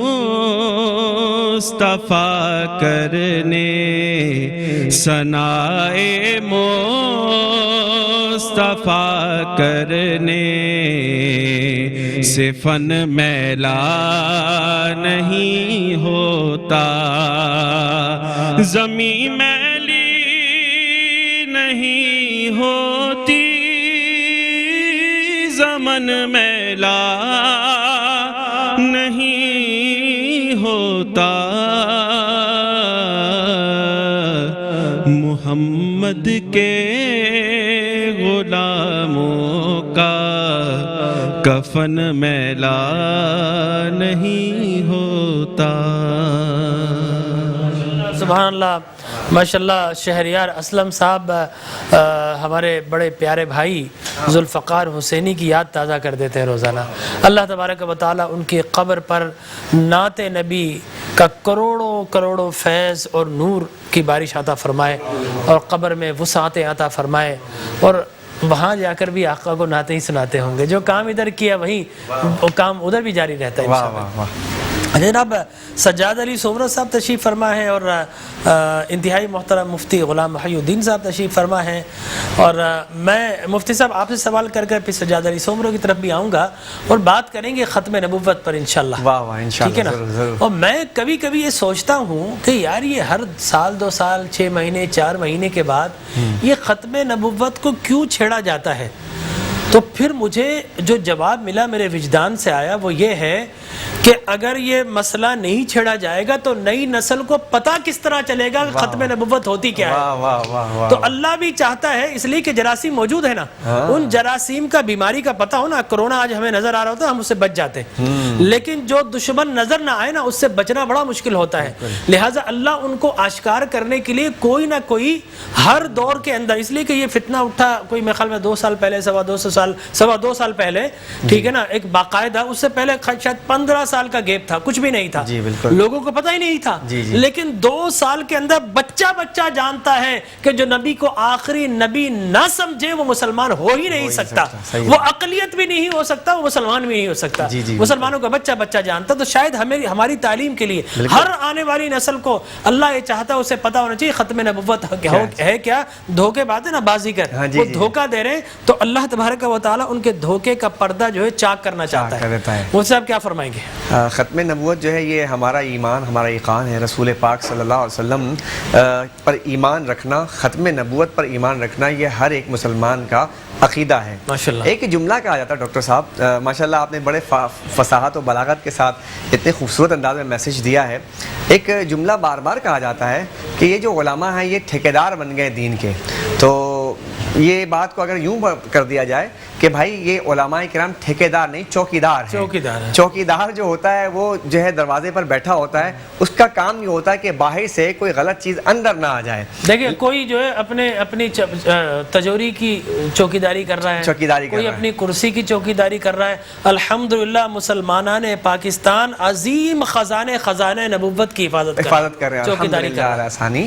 اور یہ جو ہے الحمدللہ یہ ہمارے نصیب میں ہے, یہ ترہ امتیاز ہے اس طبقے کے لیے کہ اللہ رب جل شانہ نے یہ ہمارے ماتھے کا جھومر بنا دیا ہے کہ یہ کام ہم کر لیں. اور یہ ہمارے لیے تمغہ امتیاز ہے کہ تمام لوگ اپنے اپنے کاموں میں لگے ہوئے ہیں. علماء کرام اس قسم پرسی میں بھی رسول پاک صلی اللہ علیہ وسلم کی ختم. اچھا یہی سوال میں آپ کے پاس لے کر آنا چاہوں گا. سجاد علی سومرہ مفتی صاحب تو عالم دین ہے, آج کل تو کہہ دیا جاتا ہے نا ملا پن دکھا رہے ہیں. اور وہ اشفاق احمد نے بڑا خوبصورت جملہ لکھا, رائٹر تھے ہمارے, انہوں نے کہا کہ جب کوئی دین کو گالی دینا چاہتا ہے اور یہ سمجھتا ہے کہ دین کو گالی دی تو مفاد عامہ کھڑی ہو جائے گی، تو اس خوف کی وجہ سے وہ دین کو گالی نہیں دیتا، دیندار کو گالی دے دیتا ہے، ٹھیک ہے نا، اپنی بڑھاس نکالنے کے لیے اسلام کو گالی دینا چاہتا ہے، لیکن وہ ملا کہہ کر جو ہے مولوی کو گالی دے کر اپنی جو بڑھاس نکال لیتا ہے۔ تو ختم نبوت کیا فقط محراب و منبر والوں کا تعلق ہے اس سے؟ کیا آپ کی کمیونٹی یا آپ جیسے نوجوان جو بظاہر جو ہے وہ ٹوپی بھی نہیں لگاتے، وہ کوئی خطبہ پڑھتے ہوئے بھی نظر نہیں آتے، کیا ختم نبوت پر ایمان اس کی پہرے داری کیا عوام الناس کا کام نہیں ہے؟ اس لیے ختم نبوت پہ ضرب آ گئی تو کتاب ایک نہیں آ جائے گی، ختم نبوت ضرب آ گئی تو نبی بھی بہت سارے آنا شروع ہو جائیں گے، نبی آئیں گے وہ کہیں گے دو خدا ہیں، اس لیے کہ آپ نے ایک کا راستہ کھول دیا تو پھر الوہیت پر بھی ضرب لگ جائے گی۔ تو کیا ایک عام آدمی کا کام نہیں ہے؟ ختم نبوت کا معاملہ ہے، آپ نے الوہیت کے عقیدے کو بھی محفوظ کرنا ہے اور اللہ کی قرآن کو بھی محفوظ کرنا ہے۔ فقط ختم نبوت نبی سے وابستہ نہیں، پورا دین کا اسلام کا اسٹرکچر محفوظ کرنا ہے۔ تو مفتی صاحب نے اپنا کام کیا، کیا آپ نے کبھی اس کام کی طرف آنے کی کوشش کی؟ بڑا اچھا سوال آپ نے کیا ہے۔ دیکھیں یہ صرف جیسے آپ نے بھی تھوڑی دیر پہلے کہا صرف مولویوں کو تو کام نہیں ہے، لیکن اگر یہ مولوی حضرات نہ ہوتے تو یہ قانون کب کا چینج ہو چکا ہوتا، اس پہ تو کوئی دو رائے نہیں ہے۔ اچھا اب ضروری تو نہیں ہے کہ میں مولوی ہوں تو میں تب جا کے جو ہے نا اپنے نبی کی جو یہ ختم نبوت کو پروٹیکٹ کروں، نہیں، یہ ہم سب کا فرض بنتا ہے۔ میں اپنی کمیونٹی کے حساب سے یہ کہنا ضرور چاہوں گا، میں نے چھوٹے چھوٹے بچوں کو اس معاملے میں روتے ہوئے دیکھا ہے، کیونکہ میں ان کا پریزیڈنٹ ہوں اپنی کمیونٹی کا، تو یہ معاملے ہم نے دیکھے ہیں، اور جس علاقے سے ہم بلونگ کرتے ہیں جہاں ہماری کمیونٹی پھیلی ہوئی تو وہاں پر تو یہ جنونیت زیادہ پائی جاتی ہے کہ بھائی نبی ہمارے جو ہے وہ دنیا کے آخری نبی تھے۔ نہیں، جنون اور کہیں ہونا نہیں چاہیے، جنون تو ہونا عشق مصطفیٰ میں چاہیے۔ بے شک ظاہر ہے، میں اتنا آپ کو اپنے الفاظ دے کے جاتا ہوں، کبھی بھی ہوگا میں اور میری کمیونٹی اس معاملے میں ہمیشہ سب سے پہلے کھڑی ہوئی تھی، ہے اور انشاءاللہ رہے گی۔ ہماری نبی کی حرمت پہ ہماری جانیں قربان، یہ ہمارے جتنے بھی عہدے یہ سب یہ نہیں پوچھے جائیں گے، ہمیں کیا پوچھا جائے گا کہ آپ نے اپنے نبی کی حرمت کے لیے کیا آپ نے دنیا میں کام کیا۔ میری کمیونٹی، میں اپنا پریزیڈنٹ ہوں اپنی جگہ پہ، لیکن سب سے پہلے ختم نبوت کا جھنڈا لے کے میں سب سے آگے لیڈ کرتا ہوں گا اپنی کمیونٹی کو، ایک ایک بڑے سے بڑا بچہ اور چھوٹے سے بڑے سے بڑا بزرگ اور چھوٹے سے چھوٹا بچہ انشاءاللہ میرے ساتھ، بلکہ میرے سے آگے دو قدم کھڑے۔ تو اس کے اندر ہمارا کوئی دو باتیں نہیں ہیں، چاہے کوئی بھی ہو، ہمیں سب سے پہلے اپنے نبی کی اللہ تبارک و تعالیٰ آپ کے ان جذبوں کو سلامت رکھیے۔ آپ نے کہا کہ بچے سے بچہ اور بڑے سے بڑا اس کے لیے قربان رہے گا، تو میں بچے اور بوڑھے کے درمیانی کیفیت نوجوان جوان، تو آپ یہ بتائیے، آپ اپنے نوجوانوں کے لیے اسکولنگ کے لیے اور پھر دینی تعلیمات کے لیے اور عشق مصطفیٰ کی شمع فروزہ کرنے کے لیے، عشق مصطفیٰ کے لیے تو محافل اور سیرت اور درس قرآن کی صورت ایک ہے، باقی اسکولنگ سسٹم ہے، تو آپ اپنے نوجوانوں کے لیے، جوانوں کے لیے کیا کر رہے ہیں؟ جوانوں کے لیے مطلب ہمارے کمیونٹی میں الحمدللہ جیسے 12 بیول کی نعت خوانی وغیرہ ہوتی ہے، سبحان اللہ، اس کے علاوہ دین کی طرف جو ہے نا وہ مدرسے وغیرہ بھی ہم لوگوں نے بنائے ہوئے ہیں۔ میں آپ سے بتاؤں، دیوانے جس دن حضور کی محفل منعقد کر لینا وہی دن 12 ربیع الاول بن جاتا ہے۔ سبحان اللہ، سبحان اللہ۔ تو اپنی کمیونٹی کے لیے جو نا ہم نے دیکھیں، میں اگر آپ کہیں تو میں پیچھے سے بات کرتا چلوں، جس ٹائم میں پریزیڈنٹ بنا تھا تو اس ٹائم پہ کافی لوگوں نے کہا تھا کہ پتہ نہیں کسی ینگ بچے کو آپ نے پریزیڈنٹ بنا دیا ہے، لیکن اس کام کے لیے عمر نہیں دیکھی جاتی، اس کام کے لیے جذبہ اور ولولہ دیکھا جاتا ہے۔ انما الاعمال بالنیات، ٹھیک ہے نا، ہمارے سارے عمل کا دار و مدار نیتوں پہ۔ کام نوجوانی کرتے ہیں، بڑے کو تو احترام ہونا چاہیے۔ جی بالکل، بے شک ہے، الحمدللہ کر رہے ہیں۔ تو یہ چیز لے کے ہم چلے ہیں، پیچھے مڑ کے ابھی تک نہیں دیکھا، اور جب تک دم میں دم ہے، سانس میں سانس ہے، انشاءاللہ اپنی دین کے لیے، اپنی کمیونٹی کے لیے یہ معاملات کرتے رہیں گے۔ دیکھیں دنیا کے ساتھ دین، دیکھیں مسلمان ہم پہلے ہیں تو پہلے ہمارا دین ہے، تو یہ چیزیں بھی ہمیں ساتھ لے کے چلنی، اور کافی الحمدللہ اپنے جو آپ نے نوجوانوں کے لیے کہا تو اس کے لیے ہم نے کافی الحمدللہ اپنی کمیونٹی کے اندر اس کے اوپر کام بھی کیا ہے، اور آگے فیوچر میں جو دینی ہماری جماعتیں ہیں جیسے دعوت اسلامی بھی ہیں اور دوسری بھی جماعتیں، ان کے ساتھ مل کے بڑا اچھا کام کر رہے ہیں الحمدللہ، نوجوانوں کو گروم کرنے کے لیے حافظ بھی بن رہے ہیں، قاری بھی بن رہے ہیں، مفتی بھی بنے ہیں ہماری کمیونٹی میں ماشاءاللہ، ایسے اللہ بھی حافظ ہے اور کمیونٹی میں بھی حافظ پیدا ہو رہے ہیں۔ بالکل، تو یہ دیکھیں یہ ساری چیزیں، اور ابھی میں آپ کے یہ قرآن جو ہے نا، اللہ اس کا جو ہے جرنیل اعظم ہے، واحد، اور جتنے نبی حافظ ہوتے ہی اللہ کے لشکر میں شامل ہوتے ہیں، قرآن کی محافظین کی جی فوج۔ بالکل، تو میری بھی یہ ایک چاہت ہے شروع سے، میں خود تو نہیں بن سکا لیکن میری جو اولاد ہے اس کو میں چاہوں گا کہ مفتی بنے، حافظ بنے، اور میرے لیے بھی وہ آگے جو جیسے میرے فادر دنیا سے چلے گئے انہوں نے ہمیں سکھایا، تو ہم جو کام کر رہے ہیں اب اس کے بعد میں بھی یہی چاہوں گا کہ اگر میں بھی دنیا سے جاؤں تو پیچھے میری اولاد ہو جو کم سے کم صدقے جاریہ تو پیچھے۔ سبحان اللہ، یہی سوچ اگر ہو جائے نا جی کہ مرنے کے بعد بھی قبر میں جو ہے جو سپلائی لائن ہے وہ بحال رہے، جی ایسا نہ ہو کہ سپلائی توڑ کر جائے، سپلائی جو ساتھ لے کر جائیں۔ امام فخر الدین رازی رحمۃ اللہ تعالیٰ علیہ سے کسی نے پوچھا کہ یہ بتائیے کہ حضور ایسی کوئی صورت ہے کہ سارا مال قبر میں ساتھ چلا جائے؟ فرمایا کوئی صورت نہیں، ایک ہی صورت ہے، قبر میں جانے سے پہلے مال اللہ کی راہ میں دے دے تو بعد میں جائے گا، مال پہلے تیرا استقبال کرے گا، ٹھیک ہے نا؟ تو اس معاملے پہ حضرت نو اف نو بٹ، ختم نبوت پہ ہم سب کا اسٹانس ایک ہی ہے۔ سبحان اللہ، ماشاء اللہ، ایک ہی نبی، ایک ہی خدا، ایک ہی کعبہ، بس کاش کے ہوتے جو مسلمان بھی ہیں، ٹھیک ہے نا؟ ہم تو ایک ہے، سارے مسلمان ایک ہو جائے نا تو انشاءاللہ اللہ تعالیٰ ہو جائے، انقلاب آ جائے گی۔ ہاں یہ زیادہ دور نہیں ہے انشاءاللہ انقلاب، اس لیے کہ جب ایک آخری ہوپ بھی ختم ہو جائے نا تو پھر انقلاب آتا ہے۔ دیکھیں جب تک امید باقی رہتے نا قوموں میں، وہ اس امید کے پیچھے آس لگائے رکھتے ہیں، لیکن جب امیدیں ٹوٹ جاتی ہیں تو پھر انقلاب آتا ہے، اور وہ انقلاب بہت برا، اللہ اسے ہمیں بچائے۔ ایک سافٹ انقلابی اللہ ہمیں آج ہی عطا فرما دے، اور یہ جو تبدیلی والے اللہ انہی کی صورت میں عطا فرما دے، ہم دعا کرتے ہیں ان کے لیے، ٹھیک ہے نا؟ جب ہم ان سے سوال کرتے ہیں تو سوال کے اندر جو ہے وہ ایک کاٹ تو ضرور ہوتی ہے، لیکن اس کاٹ کے پیچھے غم ہوتا ہے دراصل۔ اب میں نے اپنی پوری زندگی پاکستان کو استحصال کرتے ہوئے لوگوں کو دیکھا، یقین جانیے 25-30 سال کا جو شعوری زندگی ہے، میں نے کبھی اسلامی اصولوں کے مطابق اس ریاست کو استوار ہوتے ہوئے نہیں دیکھا۔ آج بھی نام لیا جا رہا ہے، عملاً مفقود ہے، ٹھیک ہے نا؟ کہیں ایسا نہ ہو کہ پھر ریاست مدینہ کی طرح سارا 22 کروڑ عوام خرچ ہو جائے اور پھر حساب لیں سب سے کہ یہ بتائیے محل کہاں سے بنا، یہ بتائیے یہ بڑی بڑی جو لینڈ کروزرز کہاں سے آئی، یہ بڑے بڑے جو ہے وہ کھیت اور کھلیان کہاں سے آئے، یہ بڑے بڑے باہر ڈیلس کے اندر، امریکہ میں، واشنگٹن میں، ڈی سی میں، لاس اینجلس میں، یہاں آپ کے محلات کیسے بن گئے، آپ کے بچے پڑھنے کس طرح گئے، آپ کے دادا کے پاس یہ تھا، والد کے پاس، یہ سب کچھ یہ سوال اگر ہو گئے سب سے یکساں طور پر اور انقلاب کے ذریعے ہوئے تو پھر میں سمجھتا ہوں کہ ایک بہت ہی انتہائی صورت ہوگی، اللہ اس سے محفوظ فرمائے، اور امید بھی ہے، دعا بھی اللہ تبارک و تعالیٰ عمران خان صاحب کو کامیاب فرمائے۔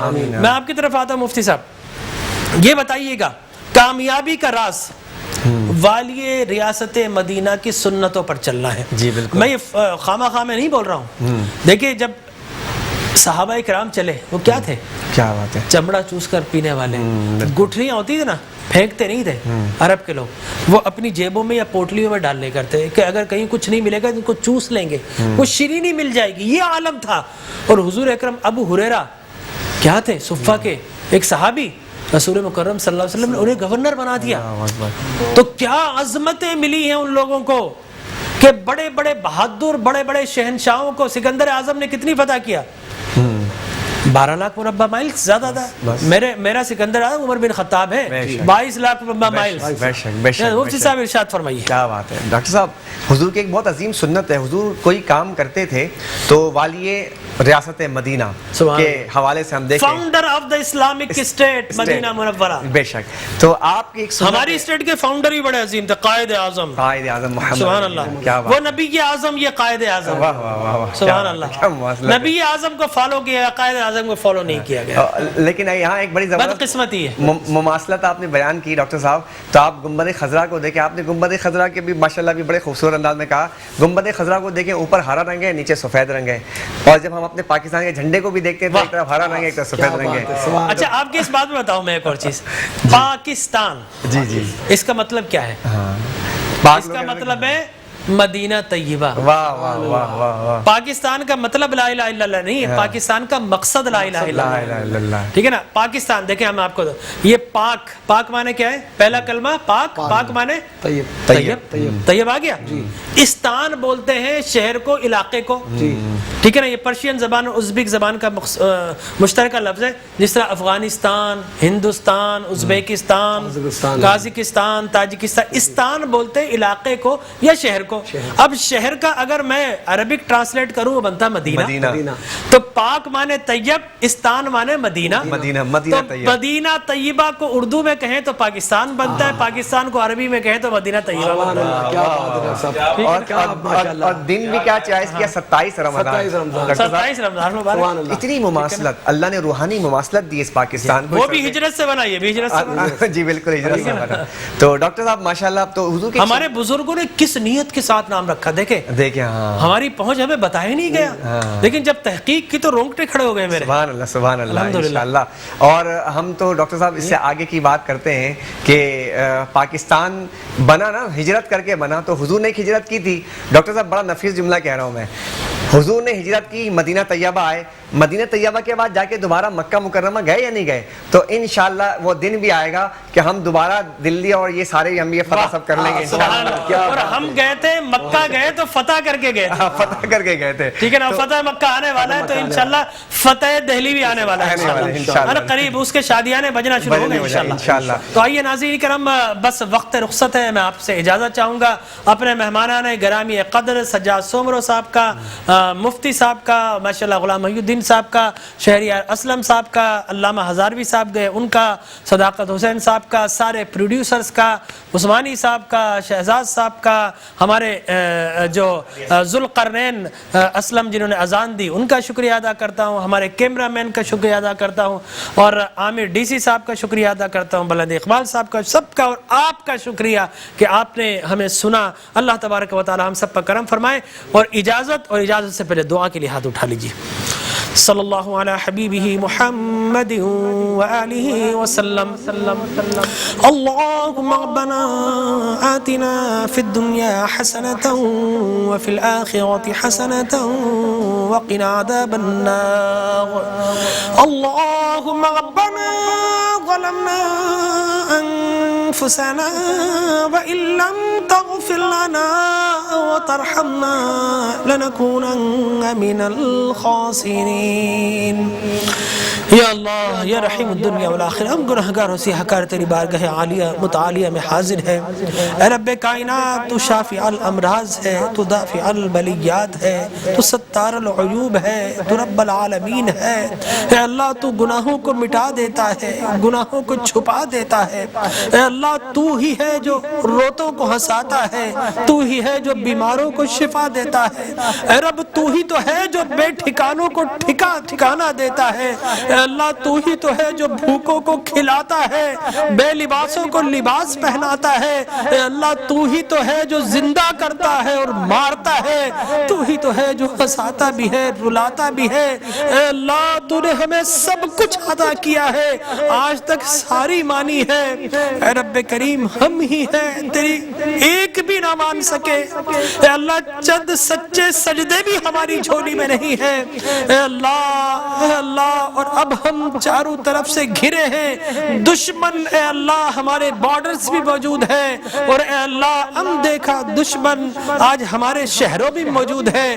تو اے رب کائنات اس پرفتن دور میں ماہ سیام میں درخواست ہے اللہ، جان تو اسی کی جائے گی جس کو اے اللہ تیرا فیصلہ اور حکم آ چکا ہوگا، باقی تو نزلہ زکام ہے صحیح ہو جائے گا. تو اے رب کریم اس ماہ سیام میں اس سے پہلے کہ اللہ ہماری نماز پڑھی جائے ہم سب کو نمازی بنا دے. اے اللہ جب مصیبت آتی ہے اور تیری جانب جب چلے جاتے ہیں مصیبت نہیں رہتی، وہ نعمت و راحت بن جاتی ہے. تو اے اللہ اس خوف کے عالم میں 22 کروڑ مسلمانوں کو سچے سجدے عطا فرما دے، ان کی پیشانیوں پر چمکنے والوں سجدوں کے نشان عطا فرما دے، تیری بارگاہ میں جھکنے والے وجود عطا فرما دے، رات بستر چھوڑ کر تیری راہ میں تہجد پڑھنے والے وجود عطا فرما دے، تیری محبت میں رونے والی چشم نم عطا فرما دے، لذت گریہ عطا فرما دے. اور اے رب کائنات اے رب قدیر جتنے مسلمان ہمارے ساتھ ہیں ان سب کو اور سارے عالم اسلام کو اے اللہ دشمنوں کی دشمنی سے، جادوگروں کی جادوگری سے، حادثات اور فسادات سے، ظالموں کے ظلم سے، قاتلین کے قتل سے، مفسدین کے فساد سے، ہر کمی سے، کجی سے، بری صحبت سے، بیماری سے ہم سب کو اپنی حفاظت، پناہ اور امان عطا فرما۔ اور اے رب کائنات جو اس بیماری سے، اور اے اللہ کسی بھی بیماری سے جو امت مسلمہ کے لوگ اللہ قبروں میں آرام فرما ہے، کل امت محمد مصطفیٰ کی قبروں کو اپنے نور سے روشن و منور فرما دے۔ اے اللہ جن کے جدہات و مہات زندہ ہیں انہیں والدین کی خدمت بجا لانے کی توفیق عطا فرما۔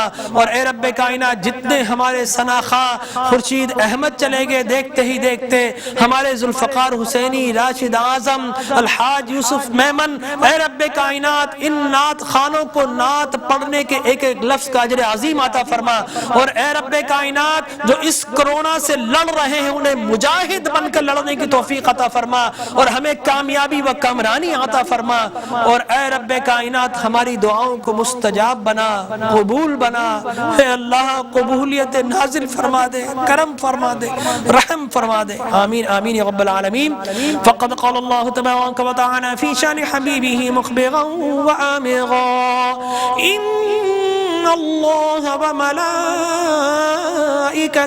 یصلون علی النبی یا أيها الذين آمنوا صلوا عليه وسلموا تسليما اللهم صل على سيدنا ومولانا وحبيبنا وشفيعنا الكرم سبحان ربك رب العزة عما يصفون وسلام على المرسلين والحمد لله رب العالمين بحق لا إله إلا الله محمد رسول الله۔